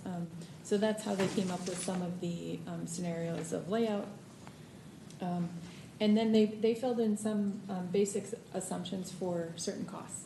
Interconnection to Excel's grid, as I mentioned, racking system on the landfill cap, and then started to look at ownership models and financing analysis. That includes third-party development. We know that most likely our scenario is to partner with a third-party developer to take advantage of the federal tax credit that's available. So then what REV did is looked at some outright purchases, the third-party power purchase agreement option, and then some combinations thereof. If you have anything you want to jump in, but mostly then what we kind of focused in on was the price per watt of installed system size. And what we learned through this is that the landfill cap, of course, makes logical sense that it costs more to develop it on the landfill cap because of the considerations of the site. So what we kind of learned from this is it would be easier to find a flat site that didn't have these constraints and would make the deal kind of much better. But that option 4, which was a third-party developer with a city purchase at some point during the term of the agreement, is probably one of our better bets to move forward. So, reading through the report, there were numerous times that it referred to the landfill cap, and you can't pierce it, and you have to do a ballasted system. Who says? Like, did the city say that at some point, or? No, so we have a pretty solid, relationship with Jeffco, who is the owner of the landfill. Okay. And we are using their engineering firm who Okay. designed the landfill closure, Okay. which includes the cap and how thick it is and where And that's the coming up with the geotechnical ballasted analysis. system and the weight, et cetera, okay. Well, and I think it is also in It may compliance also with federal be- regulation. I think there's some layer of. The closure plan, there's a potential, I cannot speak from knowledge, that the closure plan requires no penetrations. So changing the closure plan is probably possible. But the assumption has been, we stick with whatever agreement was made for the closure of the landfill. And it's not an upsetting outcome in terms of this economist finding, because we knew going in, it's one of the few uses for a landfill cap, and it may be more expensive than the perfect, flat, amazing location that we don't have in this town, so it really doesn't apply to it. Like, we're comparing it to nothing. I was surprised that the price per watt was so much higher for a ballasted system. It just, knowing the racking systems and whatnot, I can't imagine that it's that much more expensive when the panels are the same, the hardware's the same, the wiring's the same. The only thing that's different is the racking system. And that can't add 40% more. I just don't understand how it can. So I'm wondering where those numbers came from. Okay. They kind of come from some other examples that are already installed, Okay. that they've known. I don't think they're entirely accurate. We can kind of fine tune this. These were kind of larger ballpark numbers. Yeah. But I would say also that we have been kind of working with the EPA in the last 10 years, who is expecting that someday we will entitle the site for a community solar garden, and there may be some brownfield funding to offset some of those costs. So I don't know that we would find funding to 100% offset the increment, premium for this, but, we would expect to try and secure something else for that. But we can kind of fine tune this a little bit more and the density. of And it will need to be fine-tuned. Yeah, This isn't like a deal They that's been didn't go offered to in us. depth into like cost studies and case studies of other, ballasted systems versus fixed systems. No, this is not a specific deal at all. But the numbers just didn't feel right to me Okay. in reading through it. Yeah, Steve? So initially, they were not going to model the fourth line in the chart there that at 0.78 cents. So to me, that was the most telling thing in there, was the relative costs, given the fact that I believe it will be difficult to come up with, and I'll explain the $17 million that's in, maybe it's 15, now I forgot, $17 million that's in the new CIP Okay. for solar is based on the idea that all the money up front comes from the Mr. Developer who's taking the big credits. Oh, yeah, that's another So, question. so the difference between the 0.71 and the 0.78, are those the right numbers? 7.4, I think. These are right. 0.74? Oh, and 0.69, yeah, that's a more updated Yeah. one Yeah. than I had. To me, that's an acceptable difference for not having to come up with the capital up front. And there are Absolutely. I equate it to a lease purchase type deal. So I needed that to deal with my coworkers and all things sustainable and the city manager and everyone else who wants all the money all the time. So I found that to be more telling than the actual numbers, but the relationship. That's good. That if we were gonna go out and do it ourselves, it would cost, without a developer, it would cost 25%, 30% more. Right. The Well, and 0.93. ultimately, it's gonna be a Or the financial 1. decision on the city's part. Why can't the city take the tax credit? It's not Because permanent. we don't pay taxes. Okay. I figured there's something simple, okay, makes sense. Cool. So what was go ahead, I think we're good on that. We'll talk about this other. Well, and the next steps on this one is you're the first to see the wider, analysis. And I think what we would like to do is take it back to management team and Jason and start talking about this in terms of refining or using it in part of the CIP planning and start kind of like getting some buy-in. Well, I needed it to be available to folks. Council was initially going to see the CIP last week, only some other departments, not ours, failed to get their data in on time. That's what I was wondering, yeah. So now it's September 12th. Okay. So you will I noticed it see didn't. $17 million of revenue and $17 million of expense in this. So I'm going to need to, for people that only read one line or the other, but not both, explain that this is our commitment to work on this project and to find a way where the city's upfront capital is minimal if we can get this deal. So that was just my side need for us to be able to explain that the best way to do this, the most economical, is with a third-party developer who will take the tax credit, and whether we buy it at 7 years or 20 years or whenever we buy it, it is feasible for us to work on this project, both for community and we believe for municipal. Yeah, and I think Bill has a very good point about the potential delta on some of the racking systems, engineering prices, but we also have to keep in mind that as we continue to ponder this, the tax credit will also be coming down. And so I think for your purposes, this is a great document, even if it's not the end all of where we land. Is there a possibility, so as a nonprofit, we can't take the tax credit as the state, or as the city, looking at a third-party developer, could we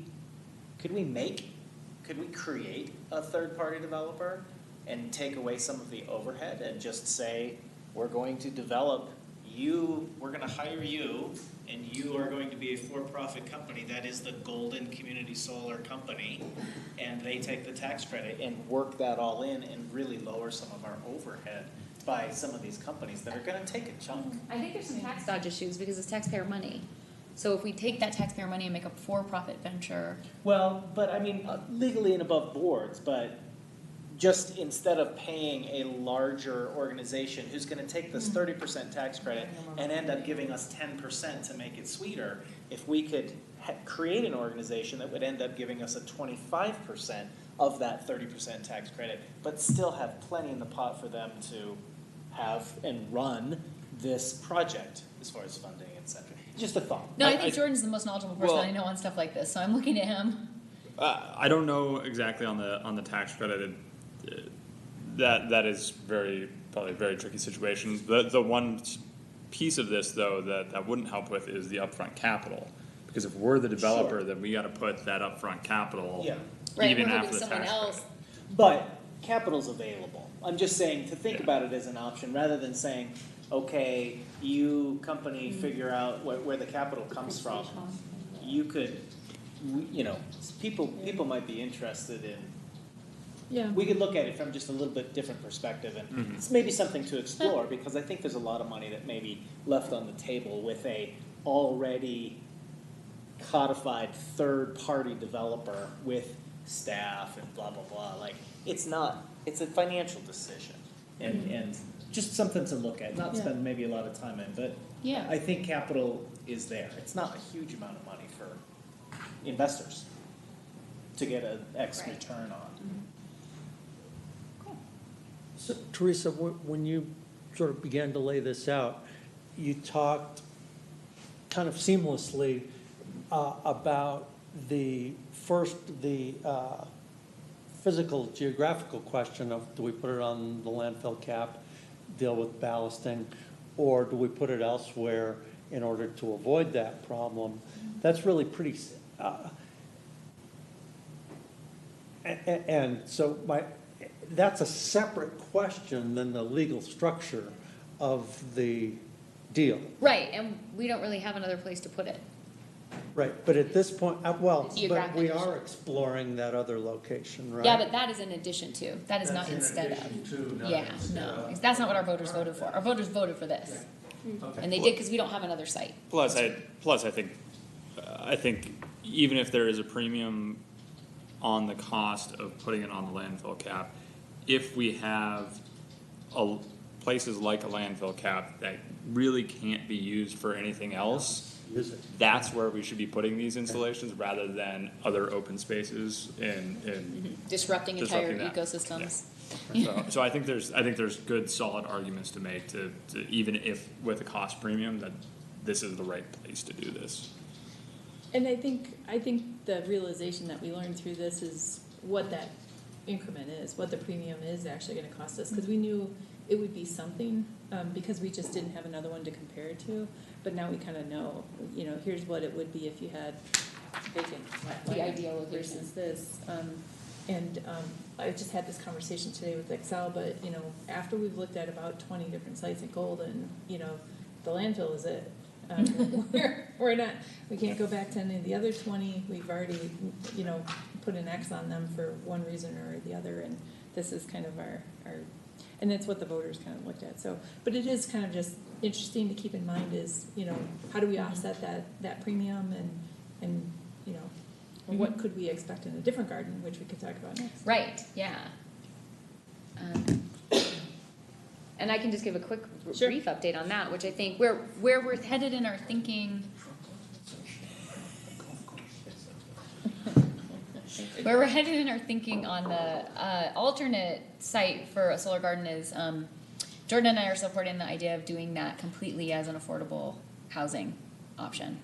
So only low-income and affordable housing folks having access to those subscriptions. Okay. So DHA has a pretty strong history of providing those subscriptions to folks who live in, they have solar on many of their structures, but some of them are not suitable for solar, and so they use this mechanism to help discount their bills. Yeah, well, and I mean, It's without an- talking about specifics of anything, I think going that route is incredibly important. I mean, we always talk about equity in what we're trying to do, and I think this is a great opportunity to show that we're trying to do something tangible. Be really exciting. So Yeah. we're hoping that'll work out. Do you want to talk about Excel? Is that the other update? Yeah, the other two. I mean, Okay. State Land Board. So the reason we asked you to put this on for September is I think that the things that have happened over the last week are queuing you up to make some good decisions about where you want to go with this. So the State Land Board accepted our application and fee for 10 acres up there off of 58th Avenue. So we will kind of move forward with due diligence on that one. The State Land Board staff shopped it internally to all of their departments who came back with no concerns. So there didn't seem to be a fatal flaw. They let us go forward with the application, and we filled it out and submitted it, and they got our check. So we probably are officially in the planning phase of that property. Could be larger than 10 acres, I'm not sure. And in conjunction with that, the State Land Board asked us to meet with their real estate arm, who has recently purchased, well, we call it Clear Creek Square. I don't know if Steve calls it that, but it's the old Pentax building in Anthony's Pizza, Big Ring Cycles, Barrels and Bottles. So they Oh. bought that building. As an investment, not to occupy it themselves. Okay, the State Land Board bought it? The State Land Board was created at the time that the state was created Right. to Funds make schools. money for education. They decided they owned 2/36 of the state when we incorporated as a state. Every section 16 to 36 of the square miles of sections. And they own buildings. They have a portfolio of Okay. lots of commercial buildings. Okay, cool. So So they own that one now. They own that one, and so we have politely told them that the model that we think makes the most sense is the low-income subscriptions. Yeah. But they're being rather friendly. It's a difficulty for the DDA because it's coming off the tax rolls, and it's replaced by something called a possessory interest that the tenants pay that is not equivalent to I what the see. property tax was. But they're very nice people, and they're my partner in the parking structure, the one that's on the west side of Jackson, north of 12th. They are 60% owner, and the city is 40% owner in that. Okay. So my commitment to them is that we would just consider that. They have other buildings that they've done solar projects on site with rooftop equipment under the regular Excel programs, and I said, we'll take a look at it. because Absolutely. We're not ready to make a decision. They would like to be a subscriber. I would say also, Yeah. we should fill that rooftop for sure, but that doesn't mean we shouldn't do the other. Right. Like, we gotta do it all. Yeah, so one of the things that I'm giving them information for is a rooftop carport on the parking structure. Sure, which is that they overdue. own an interest in as well. So- Engineering challenge. The other thing is that we had a meeting with Xcel Energy today as a follow-up to our initial meeting with the regional vice president and the community, I forgot what her title, Holly's title is, but these meetings have several people in them. They have attorneys from Xcel, they have some of their technical engineers, their community outreach folks, our local government representative, and we got the regional vice president. So we asked for this specific request for the Rooney parcel to do a virtual net metering project, and asked for a quicker response in order to kind of take some action this year, given the federal tax credit, and that we were ready to go. Today was the follow-up meeting to that, and what we have is a couple of options that I think you should look at next month and talk about that in terms of the strategy. So I apologize because I haven't told you guys about this at all. The meeting was just She just came here from the meeting. just this afternoon, but the options that are kind of on the table include a little bit more flexibility in the standard offering that is currently available for community solar. Things like the option now to add many, many more subscribers than what's traditionally been accepted.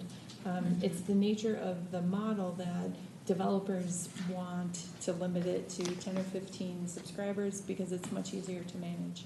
There are now some new rules that Excel had supported that lend it toward a couple hundred or 1,000 subscribers for these community solar gardens. So their claim is go out and ask these folks again, you know, if they'd be willing to entertain more. So that would be something that we would be interested in finding out.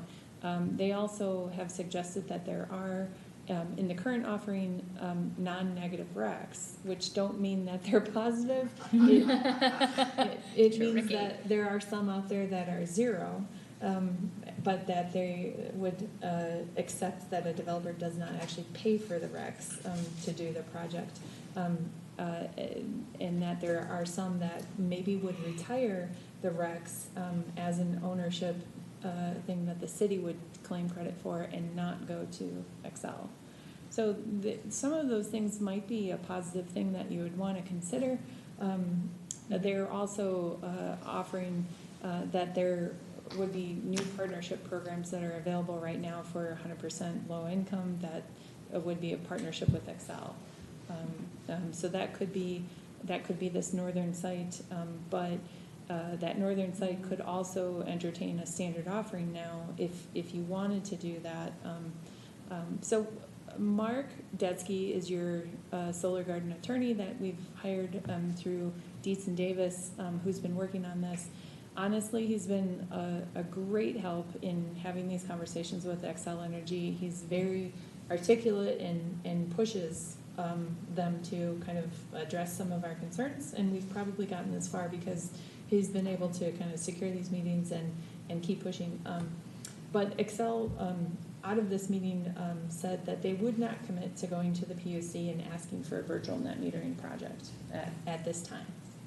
They did leave the door open that if we wanted to partner with 1, 2, or 3 cities, they might approach the PUC on a longer time frame that would be more of a combined project that could have a larger potential than a single one-off kind of approval process.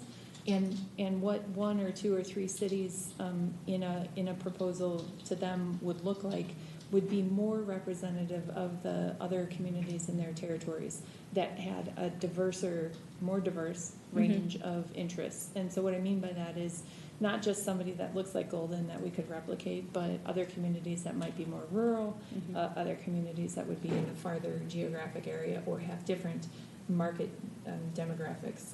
So that was kind of an interesting concept that could keep the door open to a virtual net metering project. So that's what we want to kind of bring to you, some more options next month so that you could consider.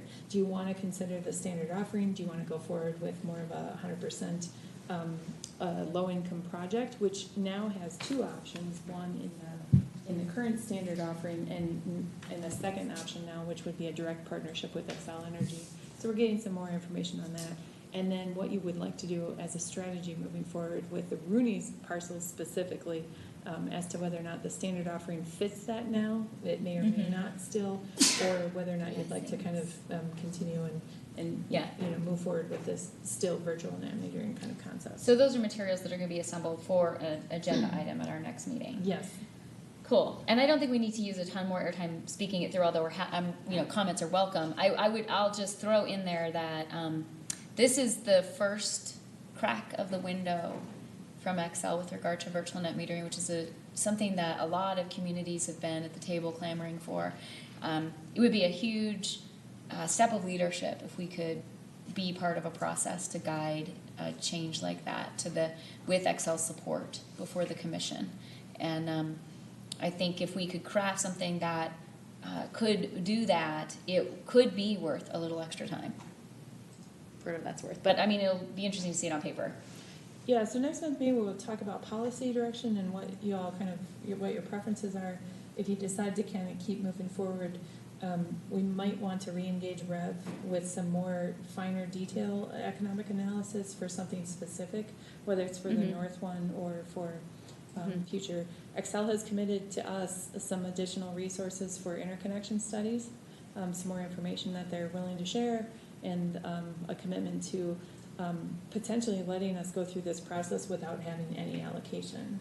And that's probably because we're continuing to emphasize that this is a shovel-ready project. We've got the voters who have already approved this. We know it's going to be a solar garden eventually. You know, if it's not this year, it's going to be in 5 years. So the interconnection study is still important, and we need to kind of hone those costs. They've also given us some more pricing information for interconnection, which we have been using some placeholders. And Right. so we'll kind of substitute those, and so you'll have some policy decisions, and then possibly some more commitment for funding for more economic analysis.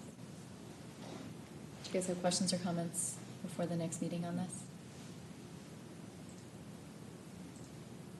Okay, Great. cool, awesome. We do have a long list of staff and board update type of stuff this evening. And Steve, I mean, I certainly hope you're staying the entire evening, but in case you aren't, maybe you would help us out with the CIP update and the floating solar and anything else you have to add. Okay. So the capital improvement program will be released no later than next Friday, the 6th, for council's first discussion on the 12th. It is an exercise in how quickly you can spend $30 or $40 million above and beyond your normal infrastructure needs. So the theory has always been, first you pay your debt service and you maintain what you have. The main funding source is the 1% sales tax that was approved in 1991 that generates all of the money for discretionary funding. Everything else is just pales in comparison. So the relevance of 311 10th Street is that we have not closed on September, we may not close on September 5th. We may or may not. There's some little gremlins in the closing document issues. But with the termination of debt service on the 2000 debt issuance for the golf course splash, community center enhancements, and a bunch of open space, our debt service actually, even with borrowing between 14 and 15 million for the building and some planning and to figure out whether, staff does not believe the building is usable, but the community has not made that decision yet. We think that's part of a planning process that will be unveiled also on the 12th. But even with that debt service, there's, after we pay all our debt service and we pay all of our street maintenance and some building maintenance, there's about $36 million of discretionary spending for the next 10-year period, and it went like that. So there's a lot of competition for it, and it will be interesting, which is why I am motivated to find a way to get both municipal solar and community solar gardens funded more creatively, whether it's developer or just investor. You know, what I thought about what Bill's comment was, well, you find the investor with the money who wants the tax credit, but maybe they're not the developer. Right, maybe they don't have that. So that's all coming soon. Floating solar. Today, does anyone know where Delft is? I do not. Yes. So today, Teresa and I. win? How about Pass the the chocolate? You get some business cards. Great idea. We met with 4 representatives from a company from the Netherlands and a professor from the Technical University of Delft, who I met the American headquarters one person he's officed at NREL in partnering with Mines, and the name of their company is HYET. You should look them up sometime. They are into high-yield energy technologies worldwide and doing lots of wild things, one of which is with NREL and Mines, thin film solar photovoltaic instead of crystalline panels, and for various applications, both land-based, roof-based, and floating on water. And they showed us like pictures of things they would like to do, like huge arrays in Indonesia, perhaps in the ocean. I'm not sure if they're in the ocean or on lakes or where they are. What is relevant is we talked about a pilot program on one of the water treatment plant ponds that possibly would be a complement to a more traditional installation on the other pond or on the same pond, to be able to compare this thin film version that floats on foam-filled, like a flexible styrofoam foam of some sort, filled membranes with the thin film on top of it, that they would like to do the type of testing you do in controlled circumstances inside where they would do terrible things to it, but also in the real world. And so our message to them has been that this is quite cool. We support innovation and entrepreneurial things. Getting council permission could probably be pretty simple, and the water department folks support it. If you do it in major scale, it reduces evaporation fairly dramatically, but also it would potentially help with our goose problem down at the ponds. So, and Byerly's department is on board, and in fact, they have proposed in their own fund in the CIP, so it's kind of their own money. They're not competing in the sales and use tax fund. $100,000 that could be used for a solar project down by the plant next year anyhow. But our message to these very nice people was permission from council would be relatively easy. We would love to participate and help you collect data, but we have little or no money. But we will help you try to find money. And so they promised at the end, then went out and looked at the pond with Will, who came here a few months ago Right. to present hydroelectric. This is right next to the RV park? Yes. Is that what we're looking at? And in fact, I was not aware, but Teresa's comment today was we would probably funnel the electricity to the RV park because it's not nearly enough to help with the water plant. The water plant uses major Right. water. We're holding on to It that could for be now. a cool messaging to have our solar-powered RV park. That's pretty cool. And that's just like a few acres, yeah? Yeah. And so the next step is they promised a proposal back. Oh, and the reason it came up was I'm helping them look for land to try to, if they have the money. Most people I talk to in the economic development world, the deals don't actually happen, but people have great dreams about things they're going to do. So I'm helping them look at land. And the guy who seemed to be in charge indicated they will give us a proposal and a budget within a week or two. Fascinating. No, there's all sorts of people, they're tied in with Colorado Office of Economic Development and International Trade, tied in with NREL. There's all sorts of people with more money than we have who ought to be funding this pilot program. Great. Great updates. Thank you, Steve. Thank you. That's great. Teresa, how many of these are yours? A lot of these are yours. Do you want to Sure. run through some of these? Well, I can be Tanya right now. Yeah, It's you're water doing the rate. water rates task force update that she bestowed upon you. Okay, I don't have a good German accent, otherwise I would. Hers is awesome, so I wouldn't try to Hers is compete with pretty that. spot on. Yeah, it's pretty It's remarkable. authentic. Right. And authentic as well. Yes. So Tanya and I met last weekend, and she just kind of let me know what's going on with the water rate study. So I'm just gonna repeat what she said. So I might not have all of the answers, but so Okay. she's been through 6 meetings.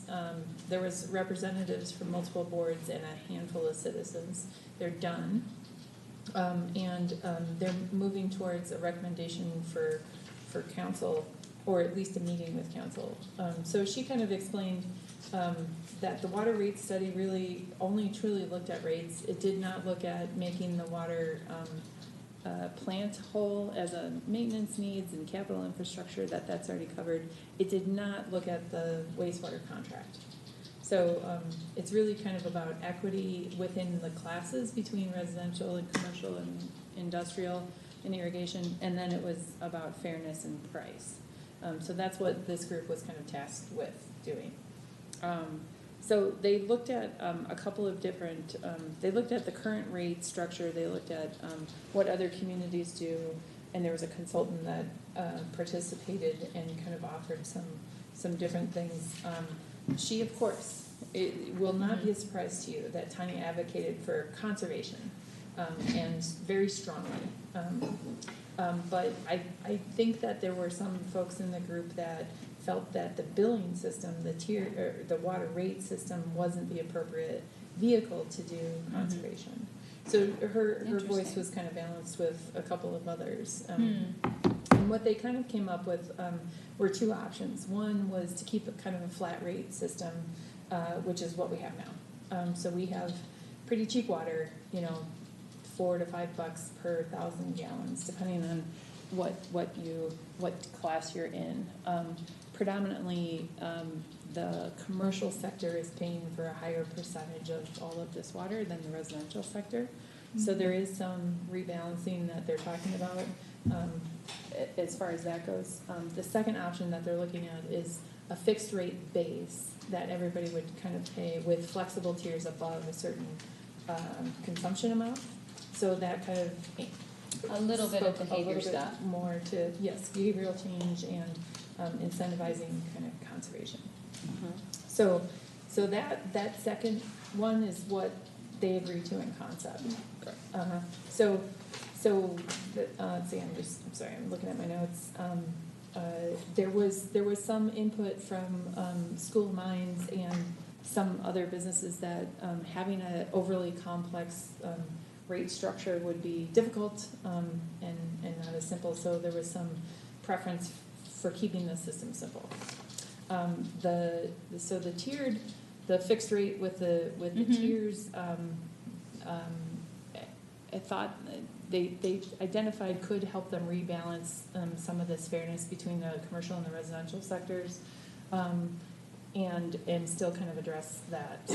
So they kept so what they're agreeing to in concept moving forward, or at least what they would like to promote and support going forward. And I believe they held this at kind of a community event to kind of showcase these recommendations. Was keep that flat rate based on indoor water usage. So in a household, your indoor usage is the same, you know, if you look at December's usage, that's your indoor, you know, we're not doing anything outdoor.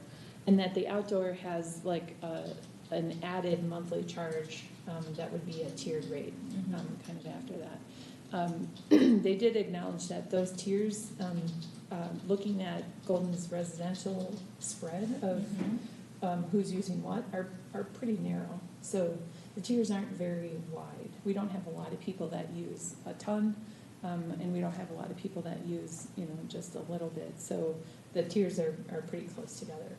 So what that tells me is that there's not a big price signal going to households, even with this fixed rate plus the tier system. Right, because to That go from might- one tier to the next is not a big difference. Right. So, Okay. So I believe what they're identifying is that the big bang for a buck, or the big potential for conservation, at least in terms of what we're interested in, is more still to focus on the outdoor irrigation. Outdoor irrigation in the residential sector, outdoor irrigation eventually in the commercial sector. And there's some difficulty with how accounts are set up when you look at multifamily versus a business versus industrial. Some have large meters that are inclusive of irrigation. Some have smaller meters that are, you know, kind of just fill the need for whatever business it is, and then they have a separate irrigation meter.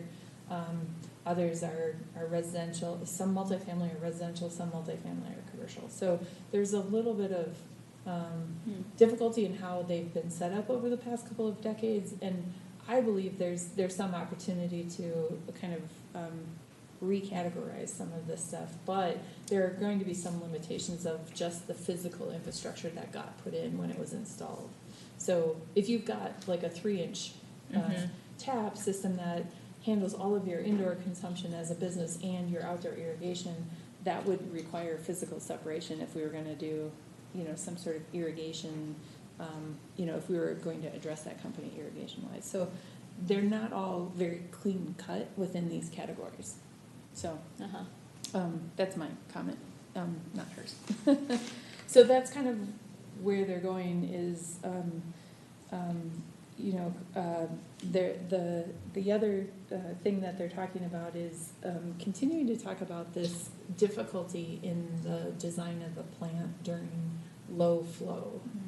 And Steve and I kind of always talked about, well, as there's growth in Golden, low flows when the river is at 4 CFS in the middle of winter isn't as big of a deal because we have a lot of indoor demand, right? So as Golden grows, there's more indoor demand. That doesn't really ever go down. So we don't have that risk. Right, but we still have, what Ann's kind of point is, we still have this engineering difficulty of things icing up from the river and then being able to come into the pond. So Tanya and I talked a little bit about engaging School of Mines on some engineering projects that we would be willing to kind of describe the problem, propose it to engineers at School of Mines for coming up with some solutions. She was very convinced that Europe has kind of dealt with this system before where plants are over-engineered to do high volumes but can't really handle the low capacity, and that is a technical fix that we shouldn't Right. be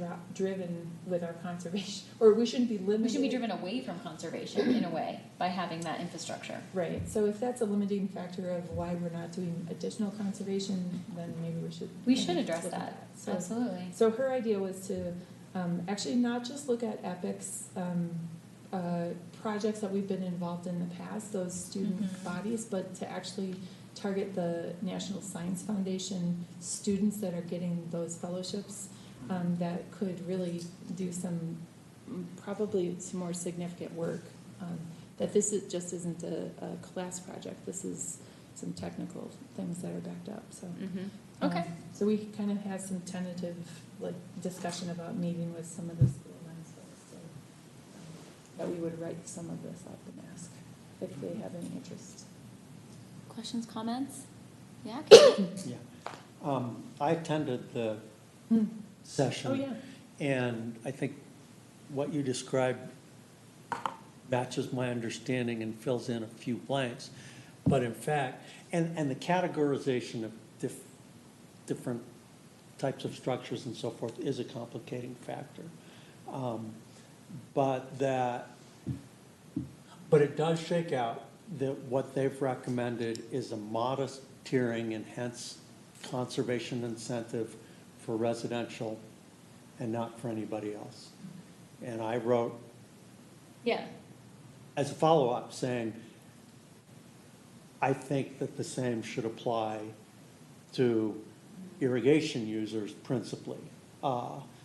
Irrigation is a separate rate class. It's like commercial or industrial. But in effect, to let those folks off the hook because Mines thinks the math's too complicated, come That's on. pretty ironic.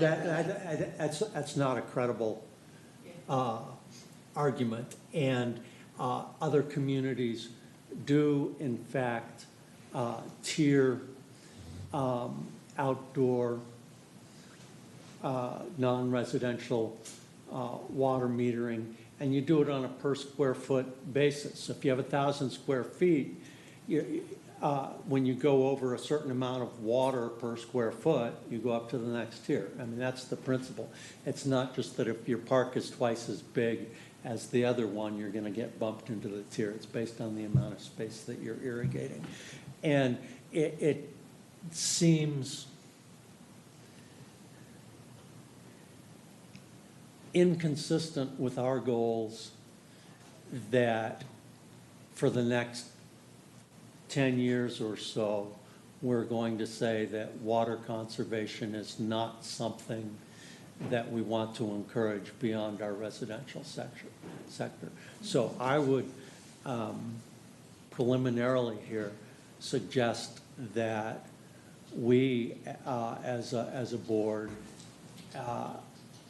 ask council to redirect them and say, go back, and if it's good for the goose, it's good for the gander. That somehow probably ties to the goose problem as well, but I'm not sure how.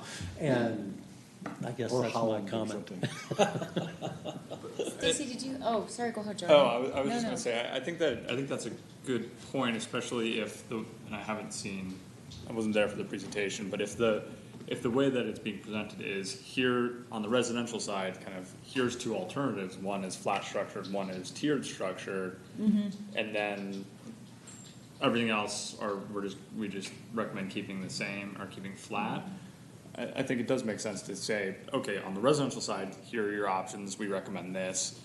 On the irrigation, here's another alternative, you know, whether or not that group ends up recommending it, I think it's important to put that Just to forward. clarify, I don't think, they probably considered multiple options, but what they've recommended is a tiered structure, period. They don't have a They're second not choice. going to council and saying, here's the our No, they're concern. only saying leave Okay. this guys alone. Yeah, and so what they're not dictating is specific rates, like you won't see Yeah. a certain number coming out of them. They might have had it in the posters for kind of just comparison purposes, but they're endorsing it, the tiered rates as a concept. Okay. Did you have something you wanted, Stacy? No, I agree with the comments so far. Okay. We do have water stuff on our next agenda, and I think it would be really great to have, you know, Tanya's participation in those discussions. So I think your recommendation is well heeded, and I'll be mentioning it to her before we even have that meeting, so that when she's preparing for that discussion, we have a sense of, you know, kind of what our latitude is at this point in the process, too. So I'm sort of wondering about that. I have no idea. So, but we do have it on our next agenda for good reason. And it will be great to have her and her accent back in the room. Teresa, I have you down also for updates on the dashboard and the energy code consultant. Yeah, there's a couple of things, so. Okay. They're basically in progress still, so we need to just have enough time to get them out the door and have them up and running, so. I've asked for a meeting with McKinstry to talk about finishing that dashboard and getting it up and running, because I don't think it's ready to present yet. So we've put other payments on hold until that gets kind of finished.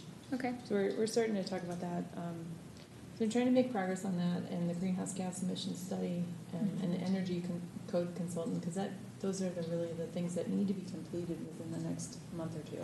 Right. So they're a priority, but they are, unfortunately been subject to some of these other things like the bike race and The some of R2 this events. event planning, so we're trying to fit them in where we can. Okay, cool. I guess because we don't have Micah, and maybe Bill, you have an update on where we are with Be a Tool. I think, so, and I think what you told me is that we haven't dispensed those funds yet for the Be a Tool project? No, I think I need to hear, so some of Be a Tool has been in communication with Micah. They asked me for some of his contact information, so I'm not sure entirely what's going on. It sounds like there's a couple of retrofit activities, right? Yeah. That have always kind of been on the radar that you all have wanted to do. So what I need to do is kind of just narrow down a scope of work, and we need to kind of just put an endpoint to the check that we give Be a Tool for X, Y, and Z. Right. And I don't quite know what X, Y, and Z is, but we just need to kind of push it through that process so that we can at least keep it within the city regulations and parameters. And what for we agreed procurement. to as an amount. Absolutely. Okay. So I don't quite know what's going on. I've been more, You stepped back from that, I think. Well, I've stepped back a little bit. I'm just more of a consultant on how to do it Okay. safely and from a building science perspective. Yeah. The last I heard, I'd made some recommendations on types of foam, types of structures, and that's all I heard. So I know that there are some things that they're planning, Okay. but I don't know where it's gone from there. But my assumption is that they are going to purchase some materials for a couple of retrofits on some mobile homes. Okay. That sounds reasonable and. Yeah. Yeah, it'd be fun to get some attention from the transcript or something on some of that. So it's next weekend? It's the weekend after Labor Day. September 7th. Yeah. A Yeah, weekend 2 from weeks. this, 2 weeks, Yeah. okay. Yeah. I guess if this is, and I haven't been involved since kind of the beginning brainstorms, but I think we had talked about the publicity aspect of it, or like the help with getting people registered, or, you know, just supporting it on other levels other than just giving money to it. And Yeah. it looks like registration has ended, so I don't know how many, that's what it says on their website, so I don't Okay. know how many people got signed up as houses, or like if they need more volunteers. I guess Yeah. I think if we Okay. are putting money towards it, it would be good to have some The city involvement is- in promoting it. has been putting out Yeah, but in terms of what our board, I feel like we haven't been, maybe we've been more involved than we think if Mike has been deeply involved and we don't know it. He was pretty good about communicating updates before on it, so I wouldn't be surprised if it's, I think I'll reach out to him. yeah. And just see if I can get some feedback about what his level of involvement is then and what, on his interfacing, try to encourage him to interface with you a little bit more about it. Yeah, because it's coming right up now. And especially with that Labor Day right in the middle. Yeah. It makes it come up faster. We have these great banners that say, another project brought to you by a community sustainability initiative with Oh. your logo. Well, awesome. on So it. banners. So, I mean, that would be a good opportunity to put some of those up. Yeah, to during get some those cool projects. photos, yeah. Okay. Okay, the only other thing I have, and you probably have some other updates, but I do also have here school grants, because you and I talked about, in the course of your reaching out to schools for involvement in our all things recycling, that you might touch base also about where we are with engaging some of the school groups. I don't know if you have had a chance to do that, or if you and Stacy have had a chance to talk about that at all? Okay. So what we should do is narrow down some grants, like a program that you would like to do. There is no lack of requests that multiple schools could ask for. I think that we haven't revealed that this is kind of an offering or will be available to them, but, and sorry, Jordan, you had asked me about funding for compost projects, but that's the kind of stuff that we're getting from the schools. So we're having multiple conversations. We're Okay. asking them to participate in the recycling event. Yes. And then we have some ongoing things. So Bell Middle School interfaced with you all last year to present to you their carbon footprint or their carbon strategy. They'd like to do that again this year. The solar rollers, which is the solar, what is that called? It's kind of those carts, right? So it's like a solar powered go-kart Oh, competition that the high school does through the STEM program. They're looking at funding, or they're looking to request for funding. okay. There's recycling issues at Golden High School that is seeking funding and compost kind of programs. So there's a lot of kind of potential projects out there that could apply for these grants, and maybe we could just kind of finalize what that looks like in the application process. Okay. Because then we can start shopping some of this. Cool, great. As a lot of it's bandwidth, I totally understand that. Yeah, completely. Did you have other stuff you wanted to report on that I didn't have here? No, there's, no, the only other thing I have is Coors is doing a Clear Creek cleanup event on September 26th, so we're helping them with that. That's their annual, they get 125 volunteers to clean up Clear Creek, so. And what is our role in it? We provide bags, we pick up bags, we provide, like some water and help facilitate this and then direct them where to kind of go. So it's, you know, meetings every week, and then the day of the event, we kind of help direct, and the mayor speaks at a lunch that they have, and our park staff collects all of the bags, and so we provide most of it. A little bit of setup and a little bit of Yeah, coordination. and like a but- full day of your life. Yeah, that well, you're out it's a- there, I bet. But they do it every year, and they get 100 people to clean up Clear Creek. And do so. they give away Coors beer? What? Wow. It's their community day of service for their staff, basically. Okay. I guess they can do that without beer then. Yeah. I just have two quick real quick updates. One is for our October event, we Teresa booked that for the American Mountaineering Center. So we do have a venue for that now.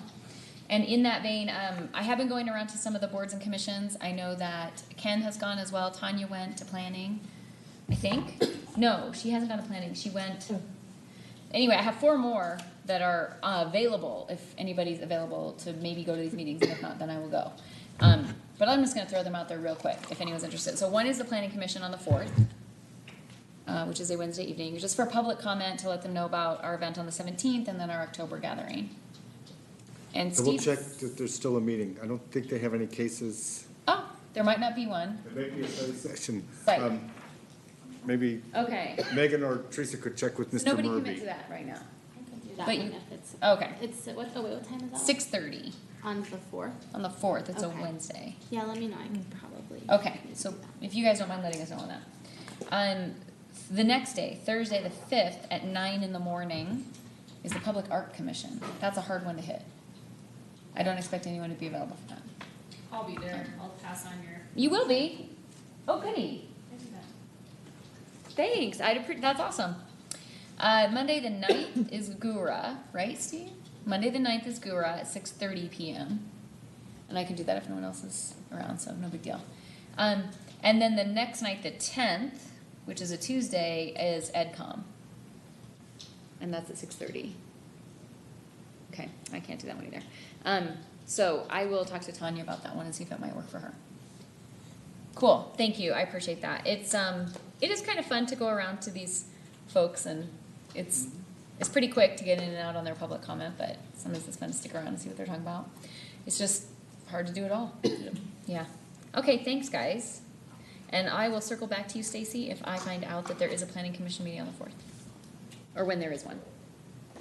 And if it doesn't work for you, I'll figure it out. Cool. I know others here have some updates as well. I think we have a couple spies in the group. Oh yeah, we were spies, Couple undercover weren't we? spies. Yeah, it was super fun. So Ken and I went to Buffalo Bill Days as sustainability spies, but we weren't super undercover because we didn't tell people and actually owned it pretty well with volunteers of who we were because we thought it was a good place that we had that presence. So, and I don't know how detailed of an update we should give, but we basically took a lot of notes on what worked, what didn't work so well. Both from our perspective of the volunteers and actually the organizers. So we got a pretty thorough analysis of where to go, like what we're, what to continue and maybe recommendations for that event as well as other events. I got some amazing pictures that I should have made in PowerPoint, but of Ken crawling into trash cans. Awesome. But I mean, I basically I think the general sentiment, and Ken, feel free to jump in, is that it is improving, and that at each level there was interest in improving. So no one was poo-pooing the idea of sustainability. I think it was more of just resources, capacity, and know-how essentially to be able to get to that next level. That's progress. Yeah, I think there was progress. I went to Folk Fest, and Planet Bluegrass is a very much of a model of sustainability and how they promoted it, and there was a lot of great ideas that I think we could implement if we were able to give some funding or connect with other resources to be able to do some of the zero waste type of event planning. Yeah. And Ken, I know, because I saw you there talking about connecting with the scraps people at the bike race. So how did that compare or overlap or? Well, even though they were giving it a good effort at Buffalo Bill Days, I think it was night and day. I have a picture here that I can pass around if you can't see it. I did see you. But this is from the bike event where Do you want me they, to pass this? yeah, please. They do two things differently than, And other vendors. well, yeah. One is that they require of vendors and educate the vendors up front of, you gotta bring recyclable, compostable stuff. Right. And the other is they put a person behind the station. Yeah. Go on the website. And they, Climbing harness. who is that hippie? They put a person behind the station to get you to put the right stuff. Yeah. And what that results in is this, very little trash and a lot of recycling and Correct things in the compostable. recycling, yeah. And it's clean, it's as clean as can be. That their staff are wearing gloves, and if somebody puts the wrong stuff in the bin, they fish it out and put it in the right bin. While it's not an inexpensive solution, my take is it gets us exactly the result we want. And How we get there, they can use volunteers, they will work with volunteers, which would reduce the cost, of course. But still, what it costs and so forth, discussion yet to be Yeah. had. And how much, or we could continually work to incrementally improving in essence, what we do now on our own, working with Buffalo Bill the rest of Or it. other big events. Yeah, I, just yeah.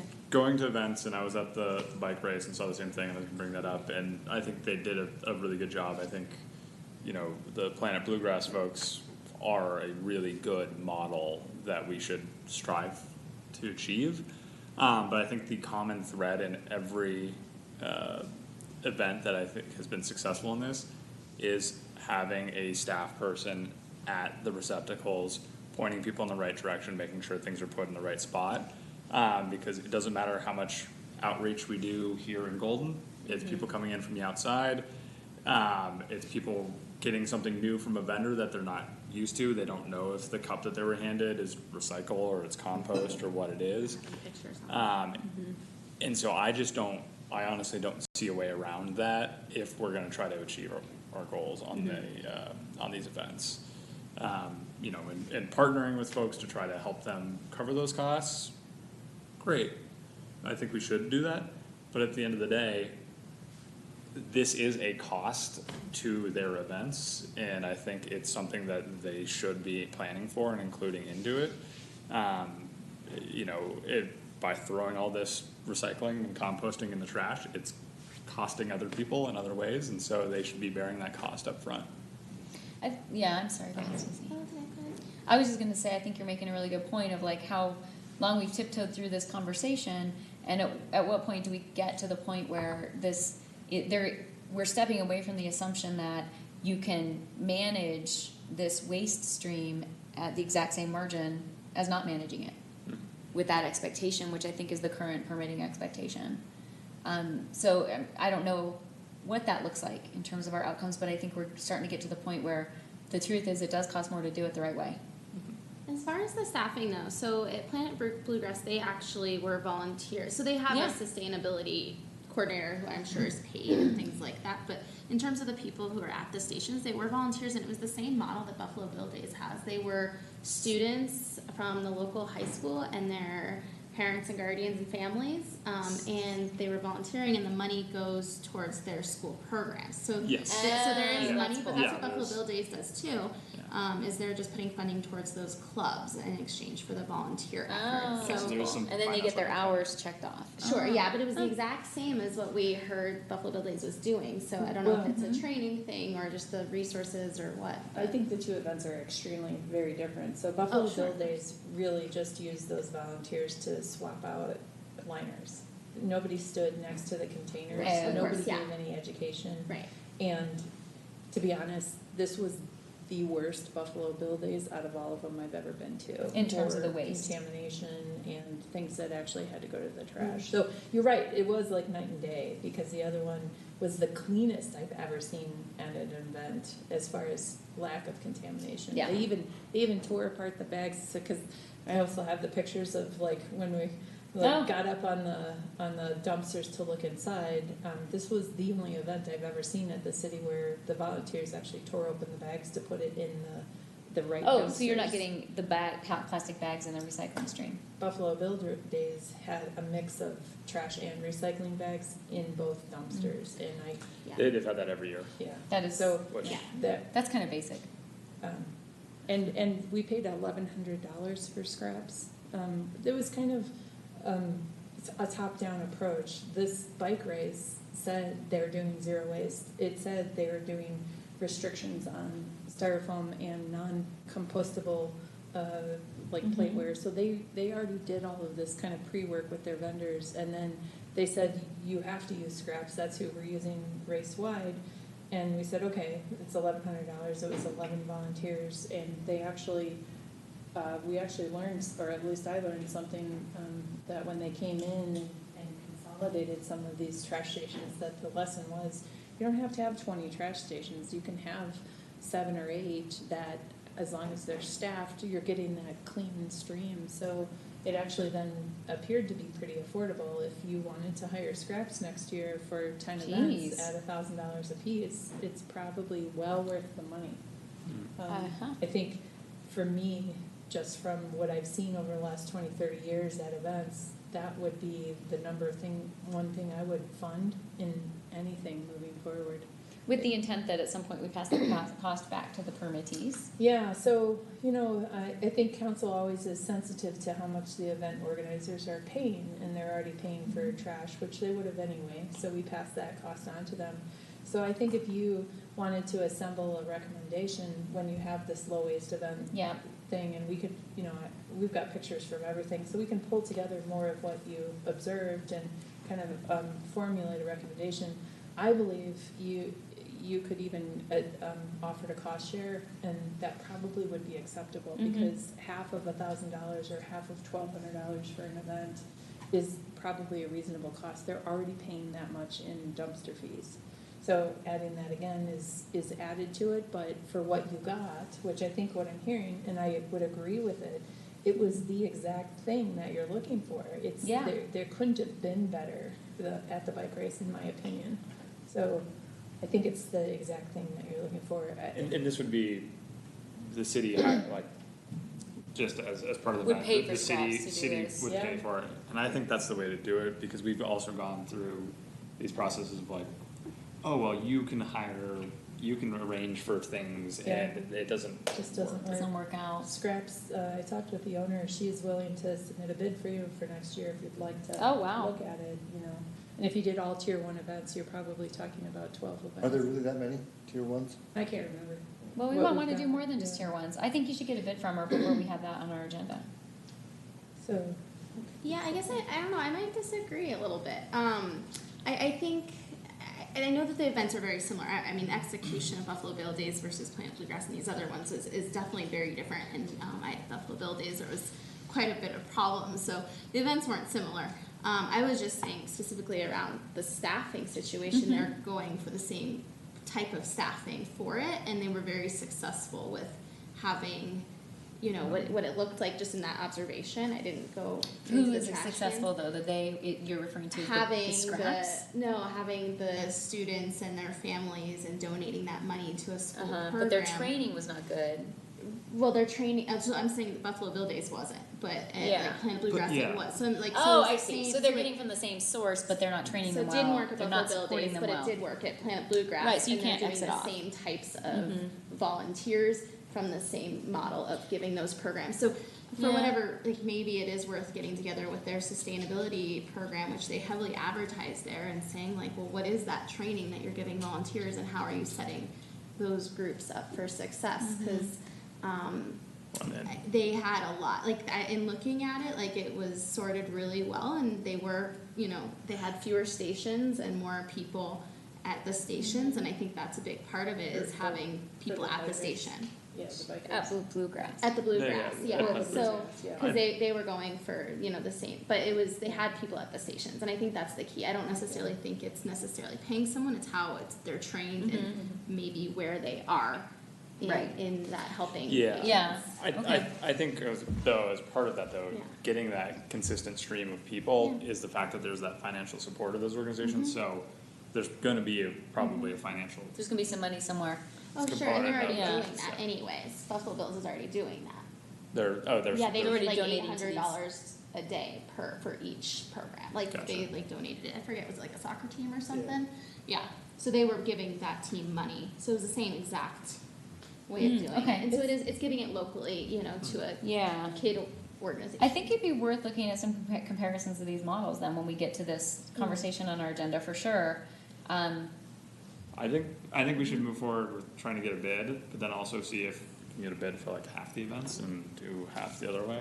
and Oh, that'd be see if it- interesting to see what our if you can have outcomes a look like. comparison at the end of the year and see if it works. But I think along with the training and strategy around the bins, so having fewer bins locations so that the Yeah. staffing can be concentrated there. We have definitely struggled, and this is probably just how we've handled it, because I've been to plenty of events that are well produced in that respect. We have really struggled with getting buy-in from our event organizers to, on top of everything else they already are used to doing, make sure this training happens, that their volunteers who end up showing up are the ones who got the training, execution, et cetera. So it has been an area of struggle, for sure. Quick last comment, and I know this is just an update, so. Yeah. If we're gonna seek that bid for it, I wonder if they would also be willing to entertain a bid for their staff person to be that coordinator, and so we would actually pay them to make sure that those volunteers are at the stations and things are. And she's already said yes.